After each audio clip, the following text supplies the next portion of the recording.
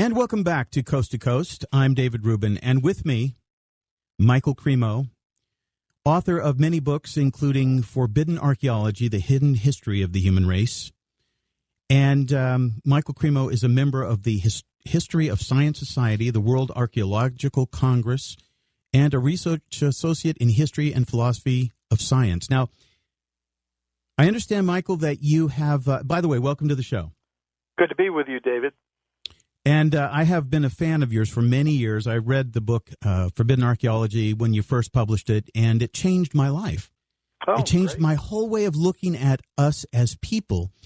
And now you've been to India. Tell me about what happened when you took your trip there. Well, I went there for several purposes. One purpose was to give some lectures at conferences and universities. It's a great place to talk about the kind of thing that I do, because a lot of the impetus, a lot of the inspiration for my forbidden archaeology research came from my studies in the ancient Sanskrit writings of India, which speak of a very ancient human presence on this planet going back many, many millions of years. So it's really great to go there and talk about these things there in the country that is ultimately the source of these ideas that I've been researching for so many years. Before I studied the ancient Sanskrit writings of India, I really didn't have any reason to question what I'd always been taught in school by my teachers in high school and college. They believe humans have appeared fairly recently on this planet, less than 200,000 years ago. But the ancient Sanskrit writings of India say humans like us have existed for millions and millions and millions of years, all the way back to the very beginnings of the history of life on Earth. And that's what got me researching the archaeological evidence. And I was really surprised to find there's quite a bit of archaeological evidence in the form of human bones, human artifacts, and human footprints going back many millions of years.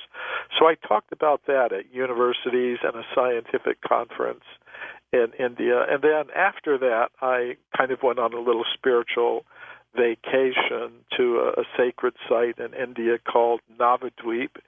Nava is a Sanskrit word. It means 9, and Dvipa means island. So it's an area north of about 100 miles north of Calcutta on the Ganges River that's composed of 9 islands, which are very sacred. And on one of these islands, I can't ever get away from the archaeological research. On one of the islands, which is called Godruma Dweep, there's a place called Suvarna Vihar, where they have ruins of an ancient palace of a king named Suvarna Sena, who existed millions of years ago at that place. And you have to understand something about the Vedic cyclical concept of time. He existed during the Satya Yuga, which is, according to the Vedic cosmological calendar, about 4 million years ago. So there's some interesting archaeological sites there that go back many millions of years. Let me ask you this question. I believe what you're saying. Now, the question is, why do mainstream scientists want to keep this so undercover, so controlled? What's your take on that? Well, I think it's ultimately because the alternatives to what they're proposing involve some kind of supernatural or spiritual or transcendental element to reality. The explanations they're currently giving for human origins are very materialistic. Basically, they're telling us we're just machines made of molecules in competition with each other for survival. You were talking about the reason for all the conflict in the world. I think this is one of the underlying reasons, this idea that we're just machines made of matter in competition with each other for survival. I think there's a reason why that idea is being promoted in the education systems all around the world. It's because if you give people a very materialistic conception of their identity, then the goals and values that they will adopt will be extremely materialistic. They will think that to produce and consume more and more material things is the main purpose of human life. And in doing so, they generate huge amounts of wealth, which flows in an unequal, unfair way into certain pockets. And there are just huge political, financial, cultural interest groups in the world that want to see that process continue because they can use it for domination, control, and exploitation of the world's populations. So if people had a different idea of their identity, that we're all beings of pure consciousness, we're all related to each other, we shouldn't be dividing ourselves into competing groups. We don't have to struggle for survival. We can satisfy our material needs in some very simple, natural, and efficient way, and put most of our human energy into developing the resource of consciousness. That would be an entirely different world. It would be a world that these forces and powers really don't want to see. You're absolutely right. You're right. Now, I think you might have heard me say that I do not believe in evolution. In fact, I agree with you, and this is a very interesting point that I don't hear discussed anywhere, that you believe that not only did we not evolve, but we actually have, at some level, devolved. Tell me more about that. Well, in one sense, we're all extraterrestrials. It means understanding, you have to understand what a human being really is. Now, today, most scientists are going to say we're just machines made of molecules, but I think there's more to it than that. I think there is a non-material conscious self that is like a passenger in the vehicle of the body made of matter. And that conscious self has an origin that's non-material. It has an origin that is extraterrestrial. So in that sense, we're all extraterrestrial beings. I believe we're all ultimately beings of pure consciousness who have entered the world of matter from some higher position that we once occupied in the cosmos, and we're meant to return to that position, which we can call I tell the you, level of pure consciousness. I completely agree with you. Let's talk about giants. You found some information on your journey. Tell me about it. Well, I'm always interested in topics like this. Of course, in the news recently, there have been some reports of huge megalithic structures. For example, in Ecuador, a researcher named Bruce Fenton and some of his co-workers have located in the jungles of Ecuador a megalithic pyramidal type structure, a pyramid made of big blocks of stone. And according to the reports, they've found in the neighborhood of this site large stone tools, much larger than a human of normal size could use. And I've also gotten reports from a gentleman in Russia named George Sidorov, who has located huge megalithic structures in southern Siberia at a place called Gornaya Shornia. And these are huge blocks of stone. 20 by 30 feet in size that are joined together in megalithic structures, apparently. And they're huge. So that just leads to the question, what sort of people would make these huge structures and use the kinds of implements that were found, for example, in Ecuador? A lot of my thoughts on this topic of giants are informed by my studies in the ancient Sanskrit writings of India, which involve a cyclical concept of time. And there are statements in these ancient Sanskrit writings that in previous ages, in previous yugas, as they're called, living beings were bigger than they are today. And in a sacred city named Vrindavan in India, there are footprints of Krishna, who there is known as God, and they're huge, huge footprints. And they also have in Vrindavan big artifacts, big stone mortars and pestles and things like that that were used to the people existing there in ancient times that are bigger than people of normal size today could possibly use. So I think that in the past there were people of larger size than today. And that's really just, in one sense, part of ordinary science, because even modern paleontology tells us that before 5,000 or 10,000 years ago, a lot of plants and animals were much bigger than they are today. The bears were bigger, the mountain lions were bigger. I live in California, and in the mountains of California, the Sierra Nevada mountains, we have the California redwood trees, some of which are over 5,000 years old, and they're massive. They're huge. They're over 300 feet tall, 100 meters tall, some of them. They're the largest living things on Earth. So I think before the previous age began, things, including human beings, were bigger than they are today. There is some skeletal evidence that humans were bigger than they are today. It's very hard to track down. You see lots of photographs on the web of these things, but it's kind of hard to track them down. But there was one case that I think is one of the best documented cases in the scientific literature.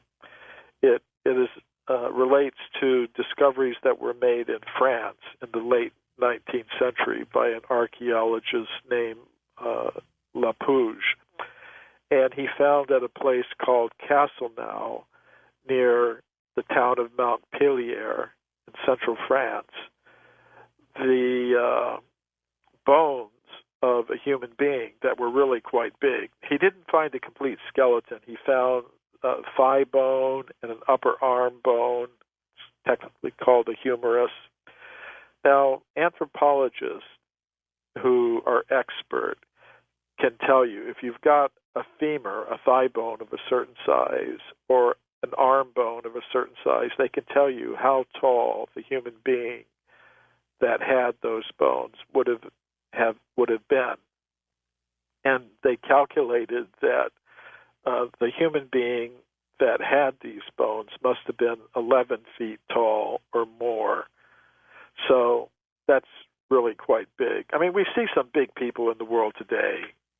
There are a lot of them playing on the NBA, but they're about 7 feet tall, maybe almost 8 feet tall, but there's nobody 11, 10 feet tall today. What would have allowed for the people to be that much larger? I mean, was there some kind of mutation? What happened? Well, I have to admit, sometimes I just have to say I don't know. It's just that the evidence is there in the ancient wisdom traditions. It's there in some of the structures. It's there in some of the skeletal remains that have been found. Exactly why that was and how it happened, sometimes I just have to say I personally don't know. What can you tell me about the spacecraft described in the ancient writings of India? Tell me about that. They're called vimanas, and there are many different kinds of them because according to the cosmology of ancient India, we live in a multi-level cosmos. There's one level of the cosmos dominated by ordinary matter. That's the level that we inhabit now. And then beyond that, there's a level of the cosmos dominated by subtle mental and intellectual energies. It's inhabited by beings adapted to the conditions there. People call them astral beings or gods or goddesses, angels. They have different names for them. And beyond that, there's what I call the level of pure consciousness, which is inhabited by purely conscious beings who are free of any contact with matter, either gross or subtle. So there are vimanas, or spacecraft, that come from all these different levels. On our level, they tend to be made of metal and function in ways that we might be somewhat familiar with, although they may have strange characteristics as well. But there are also vimanas that come from higher dimensions. In your opening remarks on the show, you were talking about extra-dimensionals rather than extraterrestrials. I think yes. That's something that's definitely true. So in the ancient Sanskrit texts, there are descriptions of vimanas, some made of ordinary metals, some made of more subtle material elements, and some made of purely spiritual or transcendental elements. And there are fascinating accounts of them in the ancient Sanskrit writings. I've talked about some of this on the Ancient Alien series that's aired on the History Channel over the past few years. One of the most fascinating accounts is the metal spaceship that was acquired by a demoniac king on Earth who used it to attack the city of Dwarka, which was the city of Krishna in ancient India. And the descriptions are really amazing. This craft was hovering over the city, showering down different types of weapons, including weapons that resembled energy beam weapons or something like that. And there were attempts to shoot it down, but it was very difficult because, according to the descriptions, this craft could appear and disappear. It could appear simultaneously in a number of places. It kind of reminds me of modern electronic warfare when, say, an aircraft is entering an enemy airspace and it puts out false radar images to confuse the detection systems of the place it's attacking, to confuse the weaponry. It's nothing new. This has been going on for a long, long time, according to these ancient Sanskrit texts. So, another fascinating thing I found was an account of a subtle material vimana that was manifested by a yogi named Kardama Muni. It was as big as a city, and he was using it to travel from planet to planet. And the descriptions say that within this huge vimana, there were artificial birds that were, it was like a huge place, this ship, like a floating city in the sky. But there were artificial birds, according to the text, that were so real that the real birds that were also inside this vimana would be attracted to it. And just recently in the news, I read that the United States military has developed drones that look exactly like birds. It's an attempt to kind of conceal the drones, because if you see a regular drone come over, you know what it is. Yes. And, you might try to shoot it down or something if you were one of the objects of pursuit of one of these drones. But a drone that looked and behaved like a bird flying in the sky might not attract your attention like that. So the military has already developed these things, and it said they're so real that other birds try to come up to them. But again, it's nothing new. I mean, you might think, well, this is the latest technology that's being developed today, but thousands of years ago, such things were already there, according to these ancient Sanskrit texts. Let me ask you this. Why have we just in the last, let's say, 100 years, advanced scientifically so rapidly? What is your take on that? Well, I think history goes in cycles. I don't think this is the first time that human civilizations have developed advanced technologies. The ancient Sanskrit writings and the text of other ancient wisdom traditions certainly speak about advanced technologies. I think what's happening now is we're trying to recreate the technologies that previously relied on more subtle energies. We're trying to reproduce the same things in ordinary, denser matter, metals and plastics and things like that. And we're also trying to do it in such a way that we can commercialize them, market them, sell them, and things like that. So I think that's what's going on now. I think today we're trying to reproduce either abilities that people once naturally had, like telepathy, the ability to communicate at a distance. And, we might have smartphones and computers and things like that we're using to try to replicate these earlier abilities that people once had naturally. And not only just replicate the technologies, but do it in such a way that they can be used to control and exploit people and extract money from them. Well, let's talk for a moment about scientific fraud. You've talked a lot about that over the years. And, of course, we have this problem that we're confronting, which is the idea that there's some kind of strange global climate change taking place when we all feel that, at least those of us who have any common sense, feel that this is just a natural occurring cycles of nature. But are there specific areas in which fraud is rife throughout the scientific community? Well, just recently there have been reports circulating in the top scientific journals like Nature and also in the news reports that hundreds of fake scientific articles have been published in some of the world's leading scientific publications. People just use computer programs to generate gibberish scientific articles, and they get published. And it's a huge embarrassment to the scientific community, but there's more than that going on, too. And the kind of research that's going on today, where they're trying to develop new pharmaceuticals or new consumer products, there's billions of dollars at stake. I think there's a tremendous amount of what I would call knowledge filtration that goes on.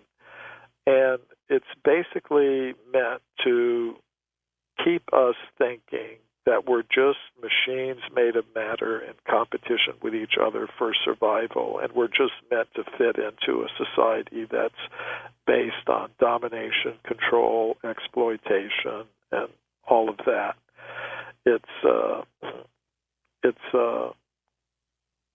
And I think that is the worst kind of scientific fraud, where people are denied knowledge of who they really are and what they should really be doing. It almost seems as if we live in a climate of constant fear of something in order for them to be able to continue this charade that's going on. Well, yes.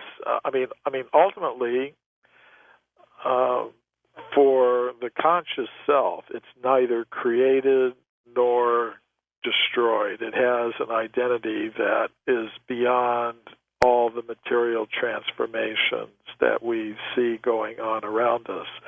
But if we identify very carefully, very closely with the body made of matter and with its material situation, then yes, we are constantly in a state of fear. www.forbiddenarchaeology.com or mcremo.com.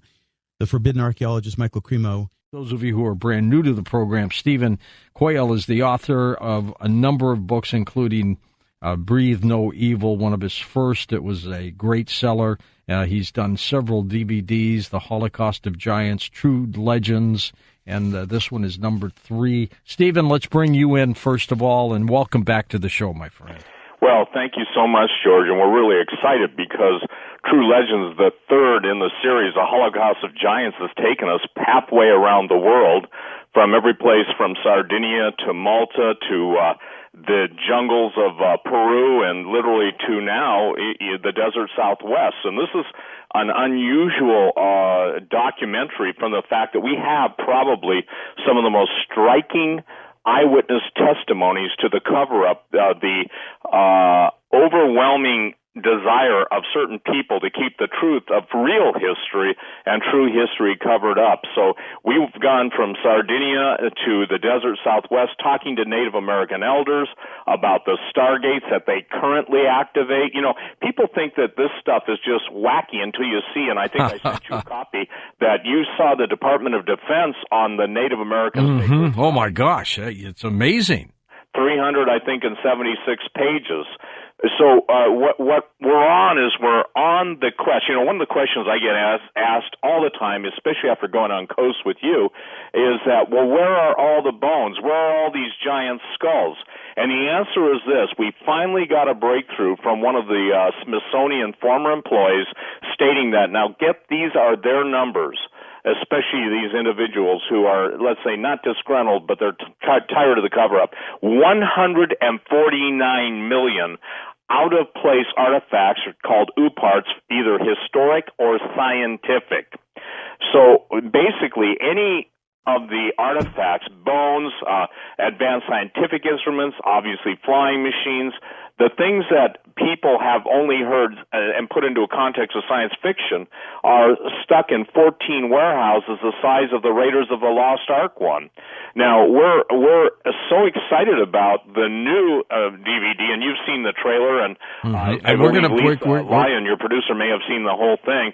It's on Vimeo for download for the people around the world because we want to make it easy for them to get it, and it's so hard now to ship around the world because the cost of shipping is just going up and up and up. Oh, my gosh, yeah. So anyway, it's instantly available, and what Tim has done is a good job. He's the writer and director. I'm the producer, and we've followed this path in both True Legends, the first one, True Legends, the Unholy Sea. What we've come up with are answers and some of the most remarkable testimonies of people spanning the globe from Sardinia. By the way, Sardinia, the island of Sardinia, is called the Island of the Giants. And Tim will come on and explain that because he and the film crew were there for almost a month and talking to some of the most remarkable people. And the whole thing is basically revealing. And when I say revealing, in the process of showing people the routes out of the Middle East, or the roots, some people say, and of the giants that spread over all the earth. And it's fascinating because, George, you know, when Tom Horn and Timothy Alberino and I were down in the desert Southwest, we wrote the book Unearthing the Lost World of the Cloud Eaters, Tom Horn and I, but we met with some amazing Native American elders who went on record, and one of them was Cliff Mahudi, you probably know him, yeah. and a remarkable man, just a remarkable man, a treasure trove of information, and somebody that really knows what's going on. So we were looking at the compelling evidence of giants, their extraordinary technology, their imminent return, and again, the whole history of the desert Southwest is being rewritten, and we're not just, quote, recording ancient history and I would say this, the official policy that is nowhere near reality, but we're sharing with people the absolute flow of supra-intelligent beings that were, 2 and 3 times the size of human beings. You and I have done shows together over the last decade, and the amount of information historically and the amount of, even into the late 1800s, early 1900s, of giants being turned over, their bones, their artifacts, or technology. But this goes so far beyond that. To my knowledge, there's no one who has ever had this many eyewitnesses. Some of these gentlemen are in their 90s, and I think one of them is approaching 100, very lucid and very specific. By the way, when Tim was in Sardinia, the boys, I'll refer to the boys, those that want this covered up, had a helicopter in the sky. They had their guys who, I guess, watched too many episodes of Raiders of the Lost Ark on cell phones. And I mean, it's a funny story to hear Tim tell it. Why do they want to cover this up, Stephen? Because it rewrites the history of the world and puts it into a sense of a non-evolutionary model, and people are going to, as the alien agenda plays out, as more and more historical oddities are found. And by the way, the Antarctica revelations coming out of Antarctica are just now exploding.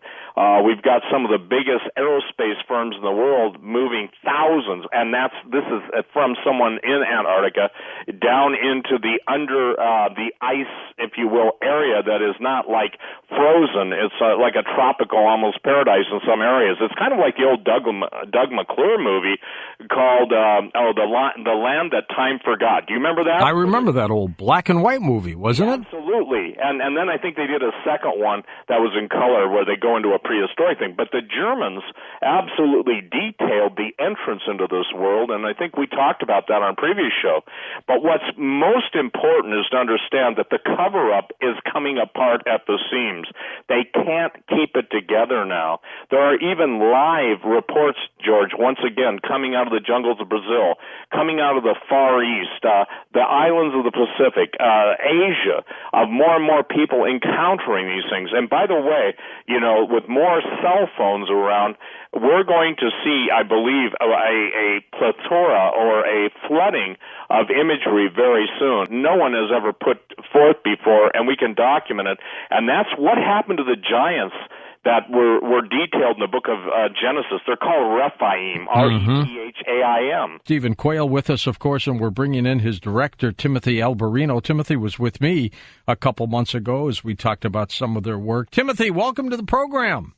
Thank you for having me, George, and good evening, good night to all your listeners. You too, and Steve, you're with us still? Yes, sir. Excellent. Now, what I want to do, Tim, is have you set the stage for us for the true legends, the Holocaust of the Giants. But tell us how you put this together with Steve.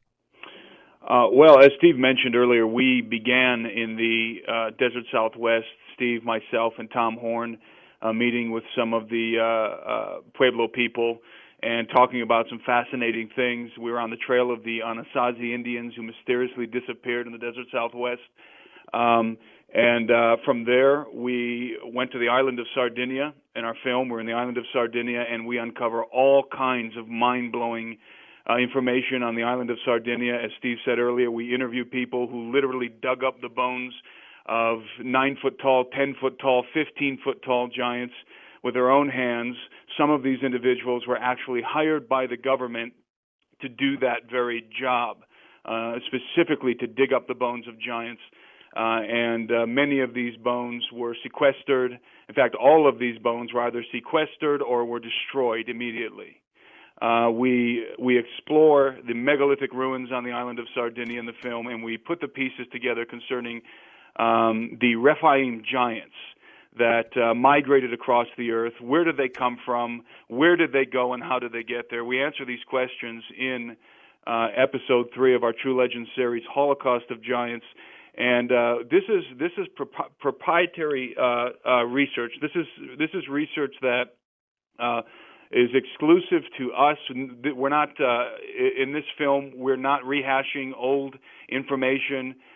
We have uncovered some new, stunning information concerning the giants, the island of Sardinia, the global cover-up of giants, and information concerning stargates and Native Americans and all kinds of stuff that we put together in this film. So it's 2 hours long, and there's tons of content in it. Stephen, how did they die? What happened to them?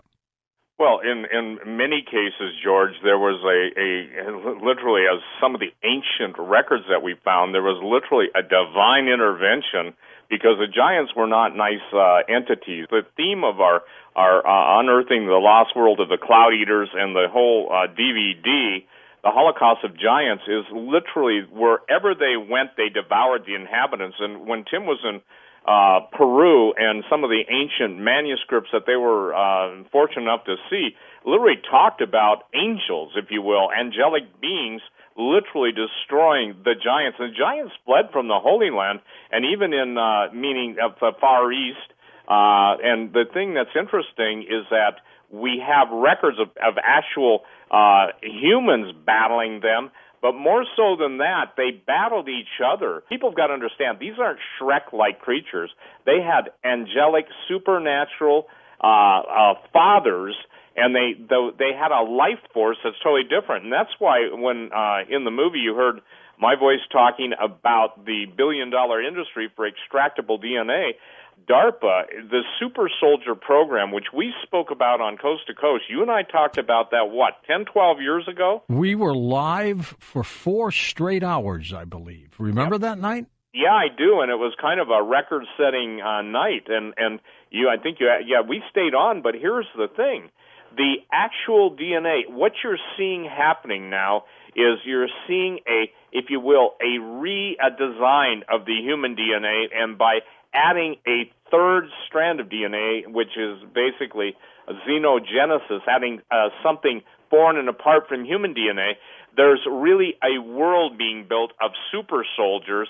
And what else is important for people to understand when it comes to the Egyptian mummification, the Egyptians knew from their fallen angel historical kings that they would be brought back to life. So, but when a fallen angel's offspring, the giant, the Refaim, died, that half-human, half-fallen angel spirit became the evil spirits. That's in the book of Enoch and the book of Giants. Was Goliath one of these giants? Oh, absolutely. 6 fingers, 6 toes. And Goliath was he had other brothers, too, by the way. He had 4 other brothers who are giants, and that's in 2 Samuel. But what's interesting about that, David had to cut his head off. David cut his head off because the giants have a life force, an emanation, that basically it's like the Green Man, the old Sean Connery movie. Do you remember that one? I sure do, yeah. And the whole gist of it is that when Tim was on Sardinia, all of these, what are called the Nuraghi towers, the people went into those towers to channel the if you will, the life force of the giant's bones. Tim, you want to share that? Because I don't think, George, anybody in the world's ever heard this. 30,000 megalithic towers on one island. And by the way, for those who are unfamiliar with the island of Sardinia, Sardinia is located west of Rome, south of Corsica, the birthplace of Napoleon Bonaparte. And it is one of the most enigmatic places in the world. I call it ground zero for the Refaim giants. That's what Patton wanted to take that for Italy, didn't he? I believe so. Yep. And on this island, this one island, over 30,000 megalithic towers once stood on this one island. But not only megalithic towers, also hundreds, if not thousands, of tombs, which are called today and have been called since time immemorial, the tombs of the giants. And these are very large megalithic tombs. Some of them incorporate massive stones that would have been very difficult to lift without modern equipment. And legend says that the mighty ones, the heroes, the Gibborim, as the Bible calls them, were buried there, the giants. And this is part of the legend of Sardinia. As I said, it's a very enigmatic place. The historical context of Sardinia, the historical narrative of Sardinia as it relates to the distant past, is very nebulous. Nobody knows exactly what was going on that island. There are no clear-cut answers. There's just this civilization that's been dubbed the Nuragic civilization, but nobody really knows who they were. But all evidence in Sardinia points to the fact that these were the Refaim. These were the Canaanites who fled from the Israelites in the Promised Land. They converged on the island of Sardinia. They built some kind of a stronghold. And these, of course, this is concurrent with the legends on Sardinia and I believe with the physical evidence that is still there to this day. Stephen, does any of this conflict with the book of Genesis in the Bible, or does it verify it? Well, it verifies it in Genesis 6, chapter 4, and before we went to the last break, there's 2 places you asked the word Nephilim. The correct understanding of that, and there's people that, it's called giants, George, but the Nephilim come from a Hebrew word, Nepal, or a derivation of it, and people argue over this, but it's fascinating. After Numbers 13, 32, and 33, that's the part of the Old Testament that talks about Joshua and Caleb, the spies that went into the land of Canaan to spy it out. They said they were as grasshoppers in their own eyes. In other words, the land devoured its inhabitants. And as we track this thing worldwide, this thing, if you will, the diaspora, the dispersion of the giants throughout the world. It literally speaks. When we were speaking to the Native American elders there, they talked about the history, especially one of their very intelligent university professors that Tom Horn interviewed, and he spoke of his grandfather speaking of those who came up in the Aztec, Inca, and Mayan cultures that basically taught these guys how to open portals or stargates. And when they did, these giants came through and basically devoured them. That's why the Anasazi, the ancient ones, the alien ones, boy, this goes against the official narrative of the national parks. Giants are so specific in the book of Genesis, and they're related to the fallen angels, and this is where all myths, legends, this is my True Legends book that you've had me on a couple times, we've talked about it, but what Tim has uncovered is what happened to those giants. They fled. Tim, quote the situation about Joshua. This is mind-blowing, because, George, again, this is like a time lock. You know, even on your show tonight, Coast to Coast, this is a time lock. And I'm telling you, every time we talk about something like this on your show, so, Tim, share that about Joshua, because I don't think people understand the dispersion of the giants across the whole world. Well, among the Canaanites were tribes of giants. There was even a tribe specifically called the Refaim. Even before they fled from Joshua, but especially after they fled from Joshua, we believe they converged primarily on the island of Sardinia and built a stronghold there for various purposes. Again, as I said before, part of the purpose was for the reanimation, the reawakening of the Refaim, the reawakening of the giants. However, they also spread throughout the Mediterranean, and they built a city, a town on the where present-day Morocco is. It was called Tingis or Tingis by the Romans. And it was in that location there near the Straits of Gibraltar where they found an inscription that was made by the Phoenicians, which said, "We are those who fled before the face of Joshua the robber." He's the author of several books. We'll talk more about that. Co-author with Jim Vieira, who we'll also have back again in the future, and just incredible information that Hugh has explored and gets to tell us. And what a fun life he's got, right, as a world explorer. So welcome to the show, Coast to Coast AM, Hugh Newman. Thank you so much for being here, Hugh. How are you tonight? I'm very good, thanks. How are you? I'm doing really good. It's nice to have you on the air and get to really talk about giants a lot with you. Everybody has been writing me today going, great, I want to know more about the giants. So there you go. They were looking forward to hearing more from you. And I know you got a lot to say. Yeah, I've got quite a lot to say. Yeah, that's for sure. No problem in that department. I know it. I like that. So we are talking, when we talk about giants, like sometimes people would say, are you talking about the giant structures out there, or are you talking about actual giants? And really kind of it's a combination of the two, not one without the other, you think? Yeah, that's right. Yeah, I mean, one of the things I've been researching for many years, a lot of people know about, is the megaliths, the ancient sites, the pyramids, anything with like megalithic blocks making up its construction. But as myself and my co-author Jim Vieira were researching many of these sites all around the world, but mainly in North America and Britain, we kept coming across these giant skeletons accounts that kept occurring at ancient sites, but also nearby, often in huge graveyards of giants and things like this. And it's just one of these things. It's like wherever you look, you know, when you're studying these kind of mysteries, you keep finding references in the old records. I mean, we're talking about obscure accounts, obscure journals and things like this. Just matter of fact, talking about a 10-foot tall skeleton being unearthed. And we're like, whoa.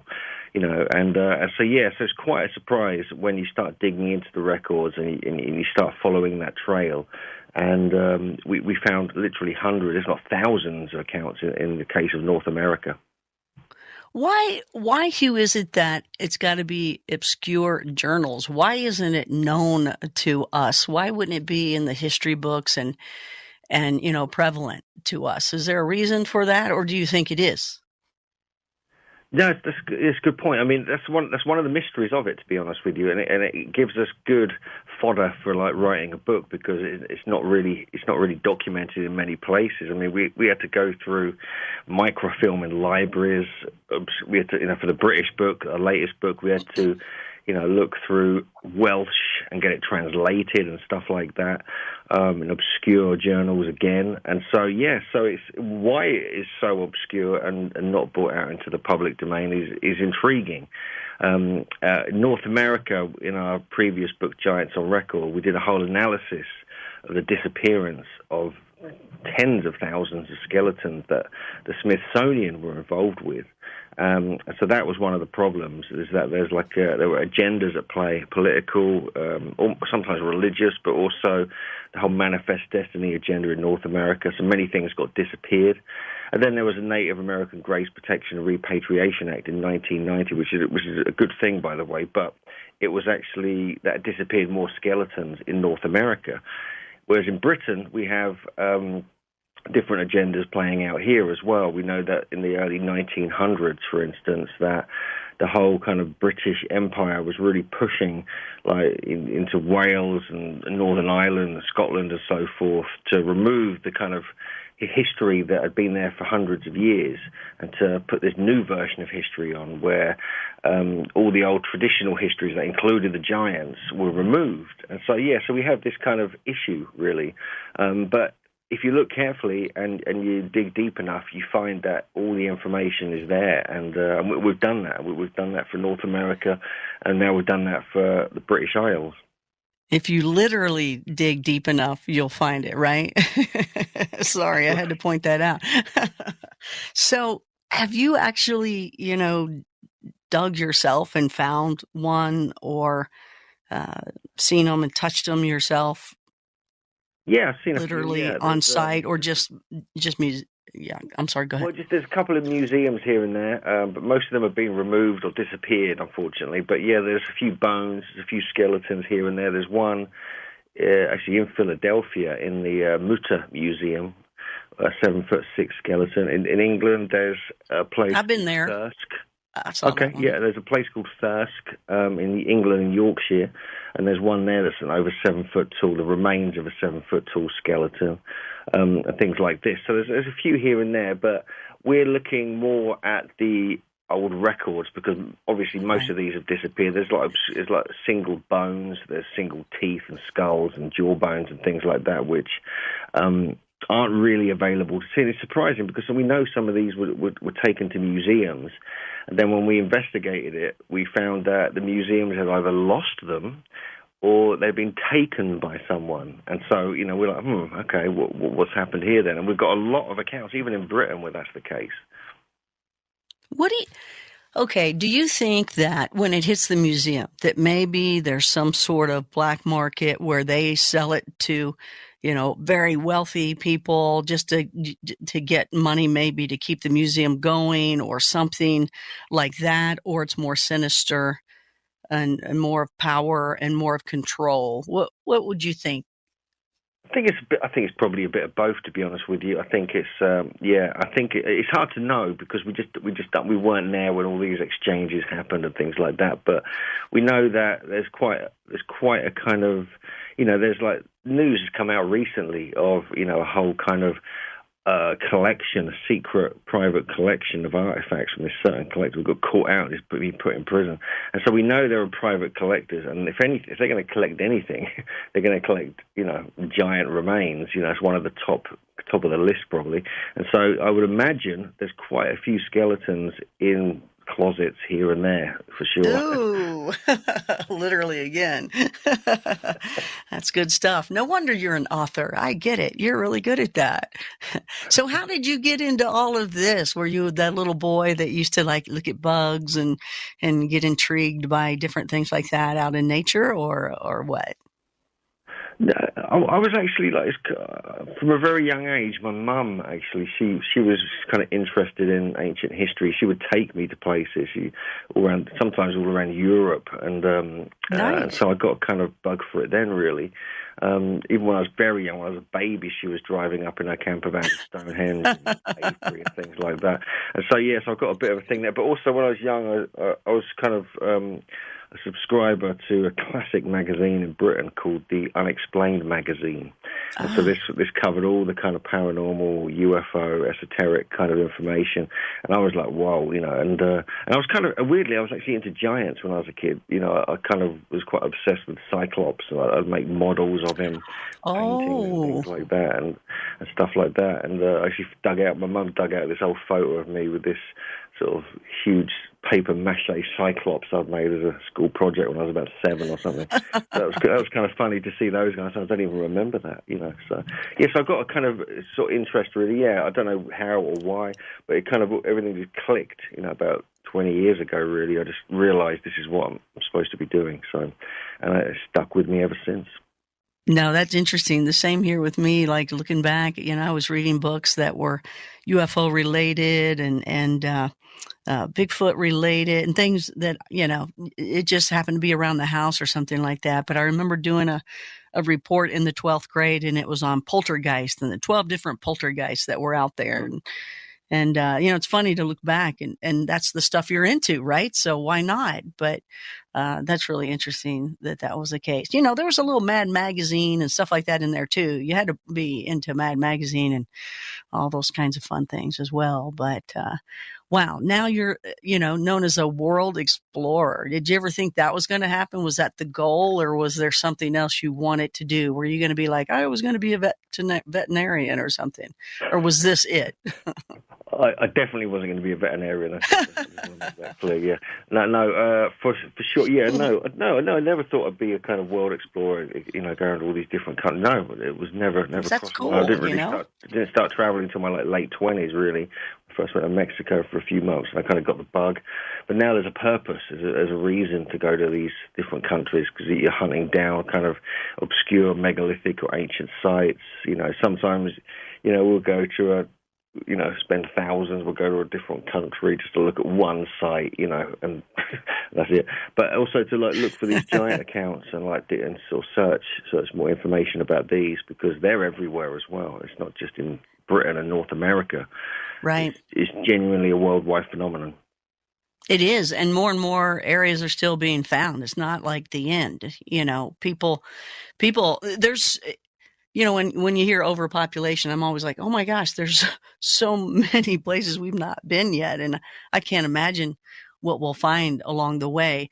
Now, in your ventures, oh my gosh, I can of course list every one that I want to go to, and you've been there. As I look. What is I know this is going to be hard because there's Peru, there's Egypt, there's Eastern Island, there's Turkey. I mean, holy cow. Those are just a few of them. But what is your favorite place to go? Like if somebody said you have one place left to go and you can spend 3 weeks there, where would that one place be if that was all you had left? Well, if it was like that, then it would probably, there's a few options here. I mean, one of the, I'll do it like the top 3, right? So one of them would be... We'll go with that.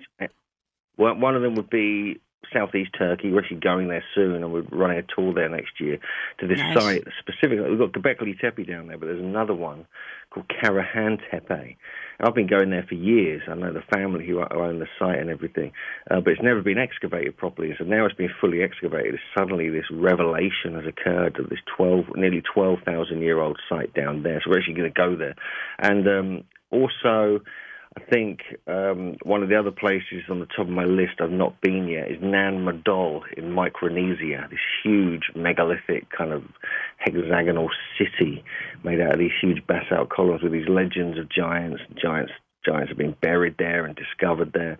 But I think if I'm stuck somewhere for 3 weeks, I've been there once, only for like a week, it's got to be Rapa Nui or Easter Island, because that is literally paradise. It's like if you want to feel like you're in paradise, that is the one place on earth. Really? And you've got everything I like there. You've got, Firstly, you've got really good food. You've got, sun, beach, all that kind of stuff. But also you've got huge megalithic kind of, civilization there with the heads, the Easter Island kind of moai.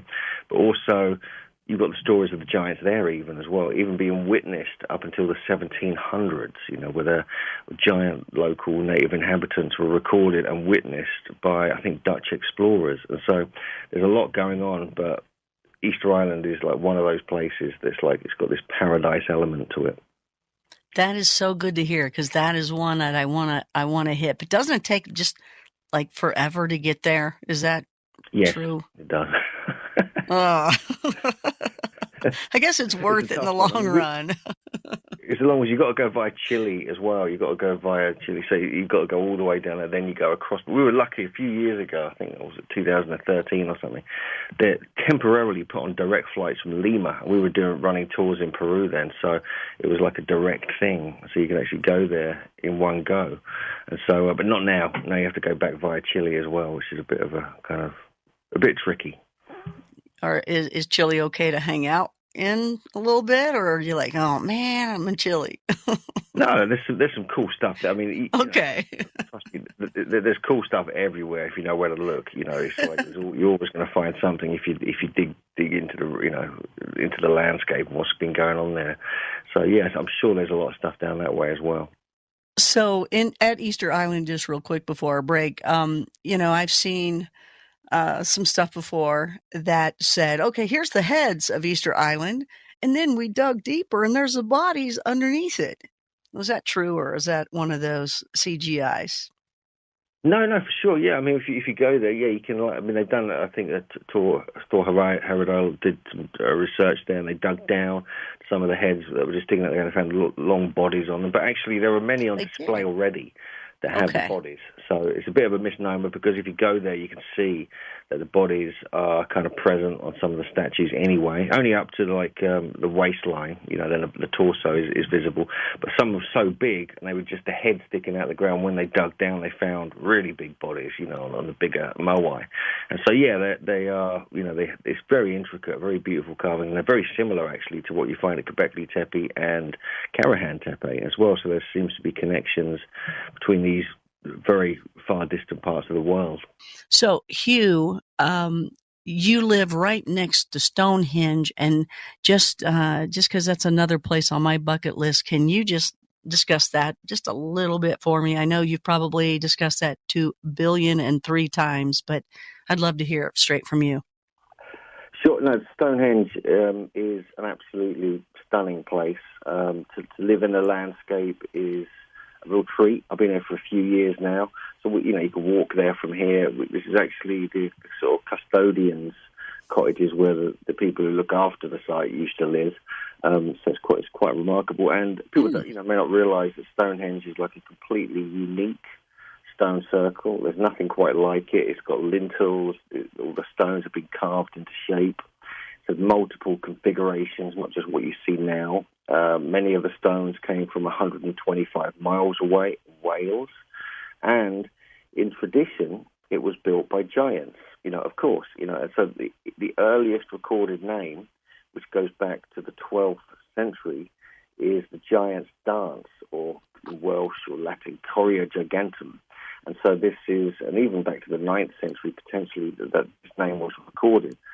And there's also, in this area, we've actually found, reports of skeletons of extreme size. We're talking 9 foot 4 inches, and also one that supposedly was 14 foot 10 inches tall. And interestingly, the earliest depiction of Stonehenge shows a giant, moving one of the lintels into place. And so, yeah, this is, a very strange, very interesting site. People don't realize it's got this whole foundation story and this link with the giants. So it's not just a stone circle, a big tourist site. It's actually something quite much deeper here. And clearly there's much more going on here in this landscape. The Stonehenge landscape stretches over very, very quite a large distance. There's hundreds of earthworks and mounds. There's a cursus, which is like almost 2-mile long earthwork. There's all these shafts they've discovered underground around this huge circle, which is about 1.5 miles wide. And so, yeah, there's a lot going on here. And it's linked with giants, of course. It has to be. Well, living there and being able to go to it often, I'll ask some people and they're like, oh, it's a bunch of rocks and I don't feel anything. And they don't even let you go by it. But you're there. And of course, you're in the mindset of like me. So do you pick up any feelings or vibes, or do you get any different? What do you pick up from it? Obviously, you don't think it's a bunch of rocks like some people. I get so disappointed when they say that. I'm like, okay, I don't want to talk to you anymore, right? But what do you think that was for, and all that area over there? What is your gut telling you? Yeah, well, clearly this is like a ceremonial landscape. We have the layout of the entire landscape appears to be some kind of huge ceremonial kind of process that may be a year-long one. That was different things were done at different times of year, but clearly there's much more to it than that, because there's huge amounts of alignments coming out of Stonehenge. If you sit inside Stonehenge and observe the sun, moon, and stars through the year, it's clearly an astronomical temple. But also it has a very profound energy there. It kind of collects energy. This has been proven, actually, by a bunch of scientists, when they realize there's a buildup of, like, electromagnetic energy kind of enters the site and kind of builds up and can be utilized for various purposes, whether it's to raise consciousness or to, like, enhance your seeds and grains, which is the work of John Burke in his book, Seed of Knowledge, Stone of Plenty. People might know that book. If not, it's worth checking out. And also, people have had strange experiences there. There's like, a sort of crackling, buzzing experience some people have had when they've been inside the stones. People get electric shocks off the stones as well. And we must remember also it's designed with a very specific, very advanced sacred geometry, as well as using sacred measurement systems. This is where the real knowledge is, in my opinion. You start looking into the numbers, the geometry, the placement in the landscape, and the astronomy, and this kind of secret tradition emerges that is only kind of encoded within the site itself, if you know how to decode it. Also, it's traditionally a healing temple. This is like an actual tradition that goes back again to the 1200s. Again, this was written down in the History of the Kings of Britain by Geoffrey of Monmouth in the mid-1100s. And it stated that the bluestones from Wales that came from the Preseli Mountains, when water was poured on them, you would then drink the water and it'd be charged up and it'd be used for different healing modalities. And so this is even being taken up by archaeologists nowadays. There's actually a kind of a thing going on with certain archaeologists. Some of them are going to be speaking at our big Megalithomania conference next May, ones who wrote about this. So there's an actual thing, and they realize there might be something in that. So even academia and archaeology is now starting to recognize that these myths and legends and old stories about these sites have some element of truth. Oh man, have you heard of anybody actually doing that, where they drank the water and there was a difference? Yeah, I mean, I think people have made claims, that things like this. There's a lot of these springs because there was actually a sacred spring in the Preseli Mountain quarry area where the stones came from in Wales. And so, but there's many stories of people getting healing from these sacred water sources and water that's been charged up. For example, I was actually down just recently in Egypt in a site called the Assyrian, which is actually quite Stonehenge-y, if you like. It's got this sort of Stonehenge vibe to it. It's got these huge trilithons. It's got gigantic megalithic blocks, completely unique in Egypt. But there's stories there. This was recorded actually by Dorothy Eady, who became known as Omseti. She was a bit of a kind of past life kind of experiences there. And she claimed that the various people who drank the waters or bathed in the waters of the Assyrian, because it's, the water level comes up high in there sometimes, had these profound healing effects, especially on the eyes. And so it's the same kind of thing. It's almost like these sites were built, with this in mind. And so the way they're collecting the energies, the way they're kind of placed in the landscape, or where they're placed in the landscape, is very specific. And this is actually something that these supposed giant kings and rulers, shaman-type kings, in these traditions that we've uncovered in the book, talk about. And so they were actually part of this shamanic sort of priestly elite who had this understanding. And much of this information is actually encoded in these giant myths. And so it's all about kind of understanding the geomantic aspects of the geomancy. So you're understanding all about the placement, the energies, the underground water, the healing effects, the astronomy, and all these other things encoded within these sites, which are recorded in the myths. And so, yeah, it's fascinating when you start looking into this. Yeah, keep looking into it. Find that stuff for us. Bring us back some water. Let's pour it on our eyes. I'm tired of these glasses. Did when you were out in Egypt, just asking because it's a UK filmmaker. Do you know Tim Coleman? No, I don't know Tim. No. Oh, okay, all right. Yeah, you got to get to know Tim. He's cool. Anyway, we'll have to set you up with him at one point. But he's always out in Egypt, and so here's a question. So you believe that all these, these big, huge structures that we see, that giants are behind that, correct? For the most part, correct? Yeah, in a general sense, there's a lot of we're actually finding physical evidence that supports that theory now. But you kind of look at the kind of myths and the stories, they all say that. And then at sites, or very near sites, we're finding evidence or reports of all these skeletons. So you have to take note.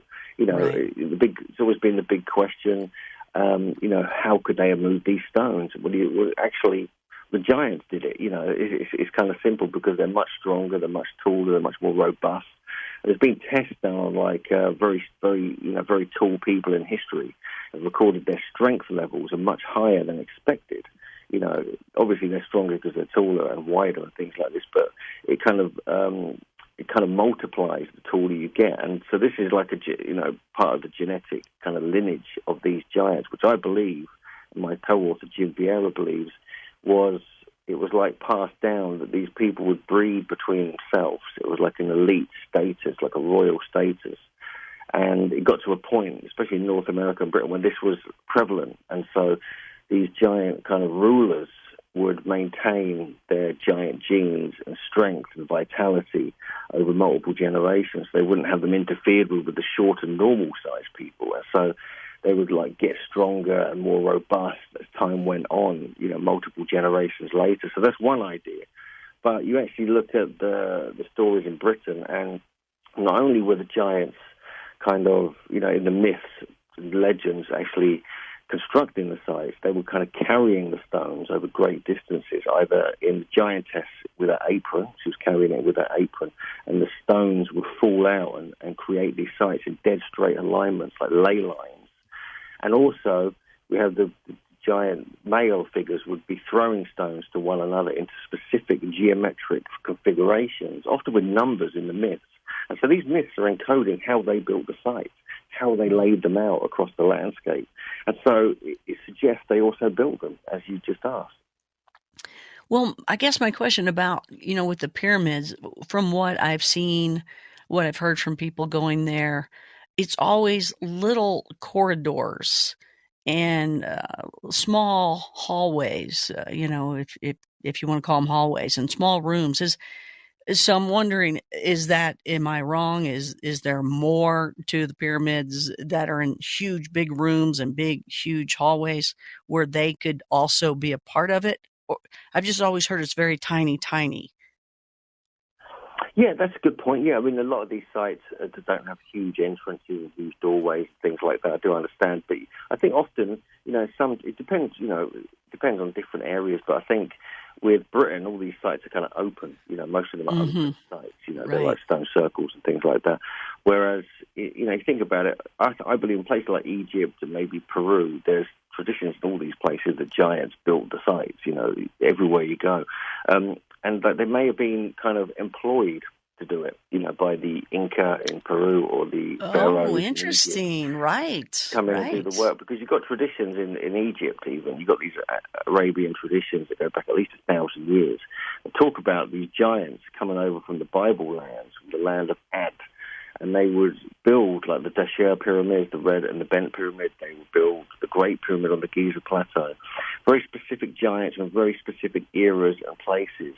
who were descendants of other giants, would come and build that particular pyramid and associate with that king. So sometimes they weren't building them for themselves.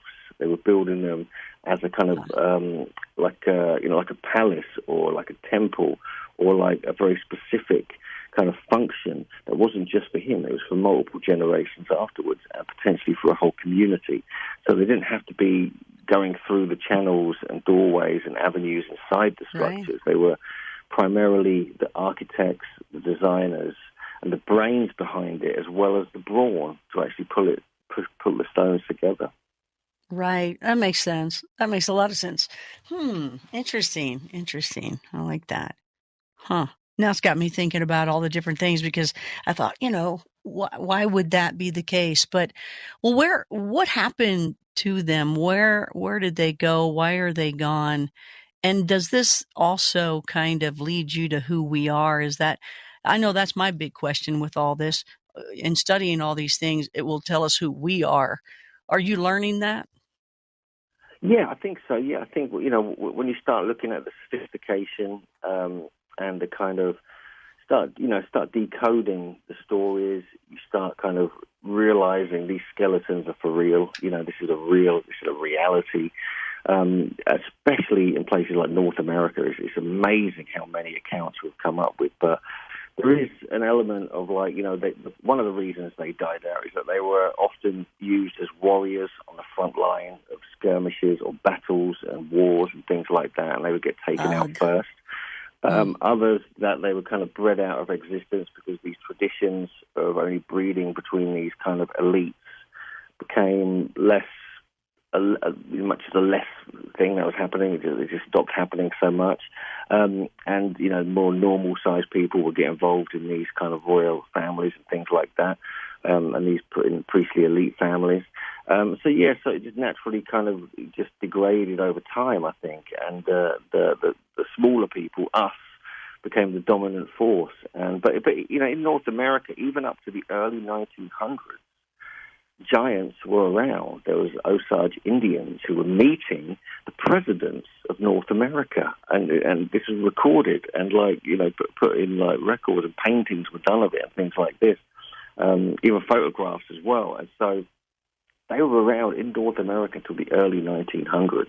So this wasn't something that just completely died out. It's still there. I mean, if you go to places like Tonga, for instance, or certain tribes in North Africa, you find that there's people who are routinely 6.5 to 7 feet tall, in huge numbers. And people don't realize that either. So there's pockets where this occurs. And so this would have been much more prevalent in prehistory, I believe.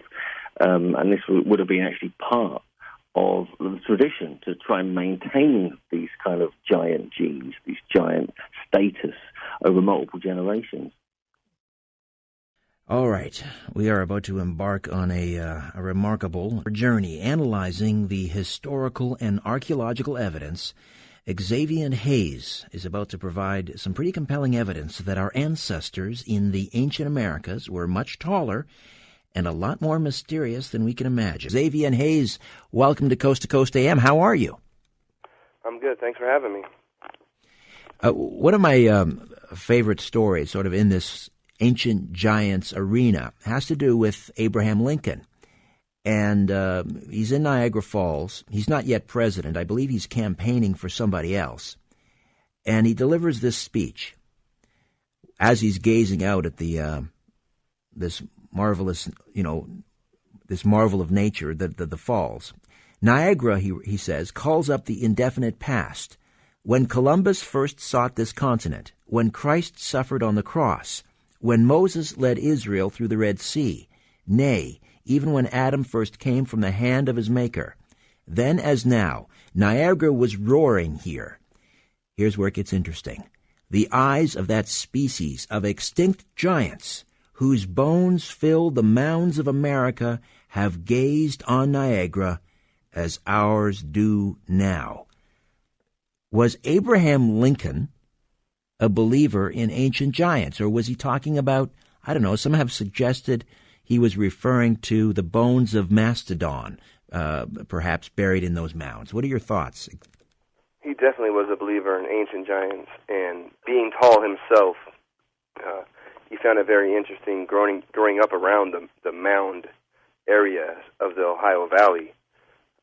He had other journeys to investigate, personal journeys to check these out, and he was pretty convinced that there was a race of giants, especially since he was up to date on the folklores of the native. So he definitely thought there was something to do with the mounds. Most in that time actually kind of did. This is before Darwinism, when the Macedon discoveries were still fresh. During the Lewis and Clark days, they thought they would still discover Macedons out west, and even giants, and the Mandan Indians, which were a Welsh tribe. So Lincoln definitely had a grand concept of this pre-Diluvian ancient culture that once had been in the Americas.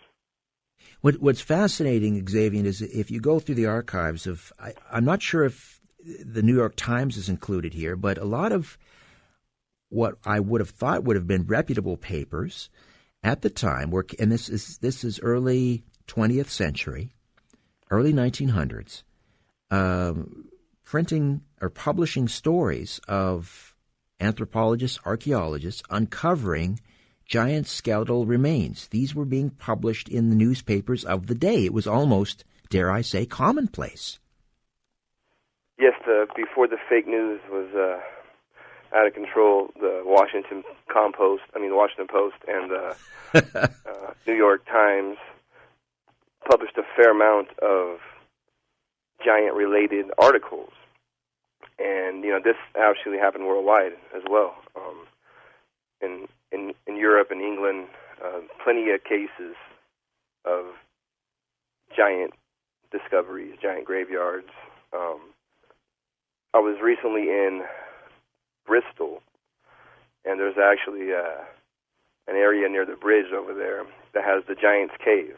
And according to local folklore, there were two giants who lived in Bristol before they were ran out of town by the Normans or whoever. And for £5, you could go down into one of the Giant's Caves of Bristol. And you notice when you get down there, it's a little cramped.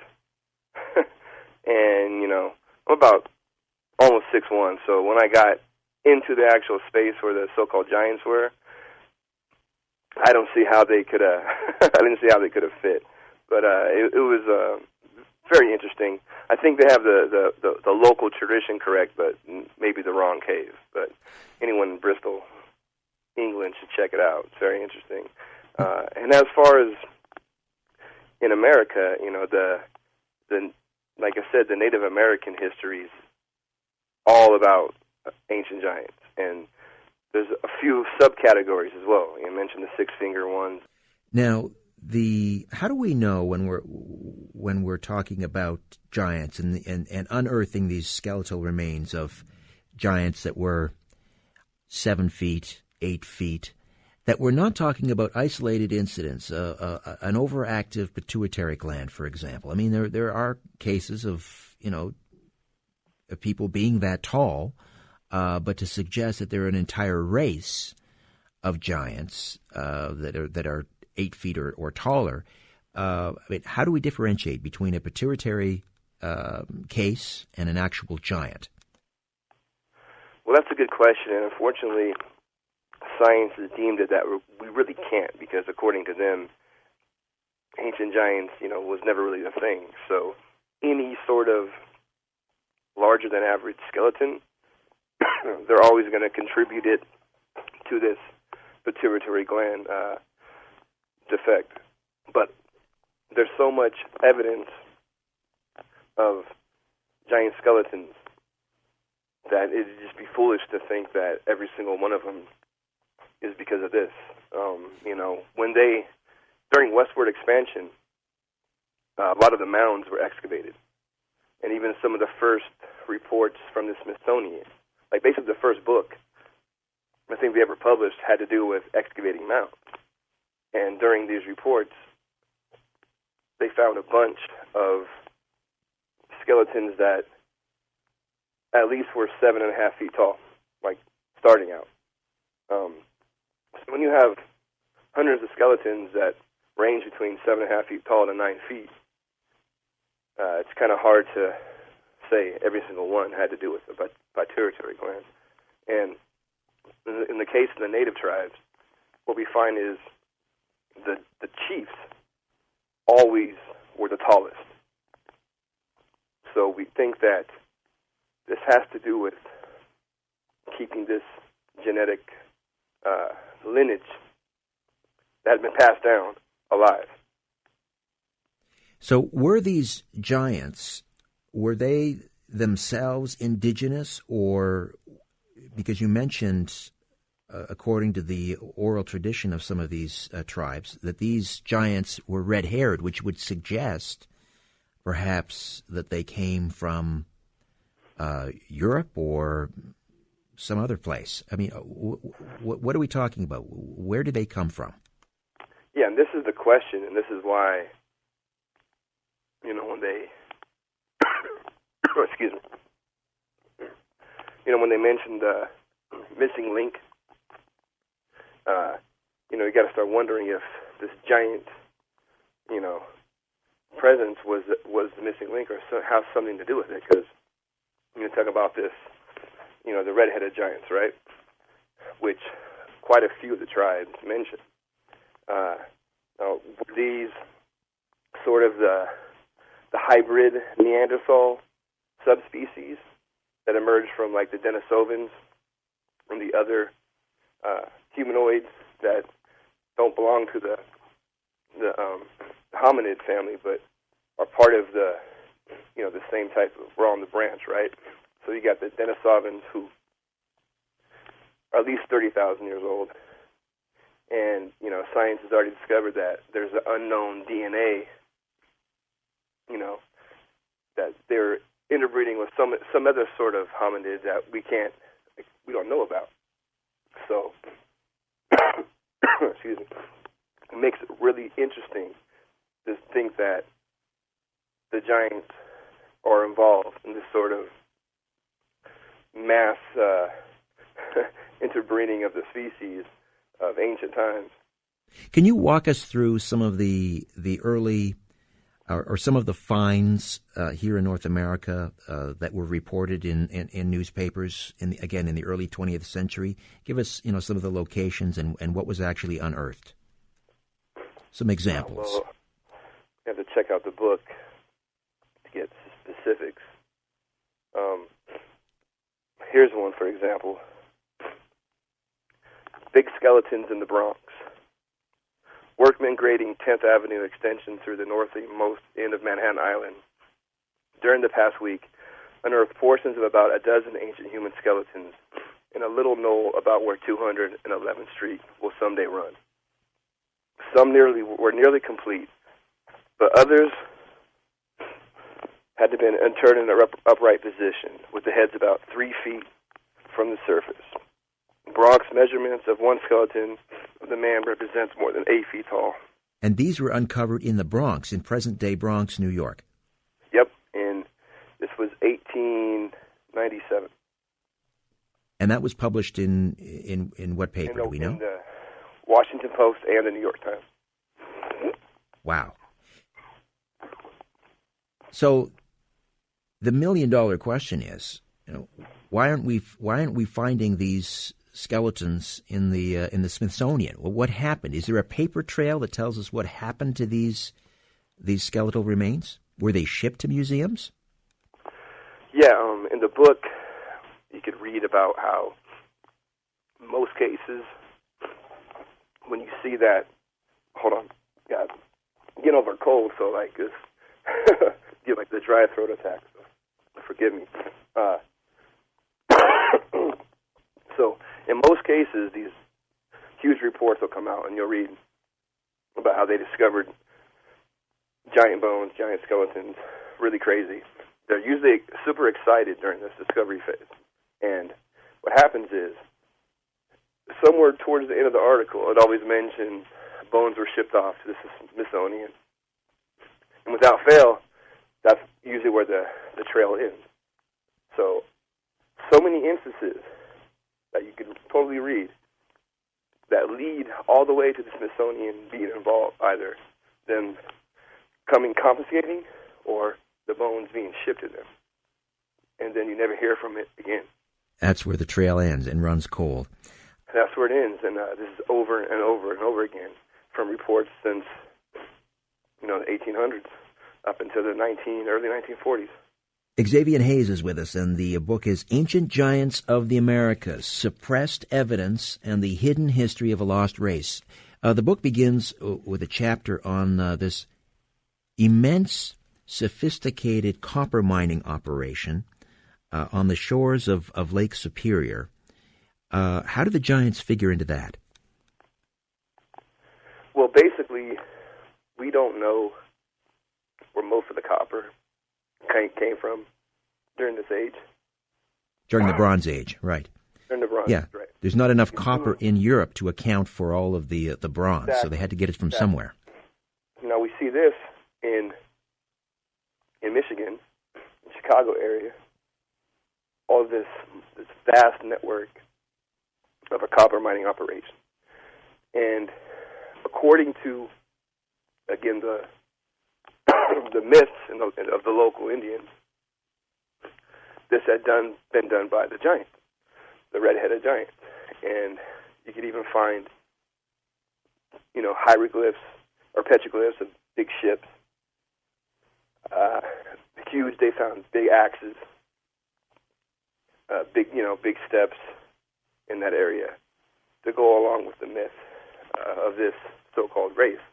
And a lot of people might even think it's the Phoenicians or the Vikings had come down, but according to the local legends, it was the giants. And these giants had come far down into Nevada area.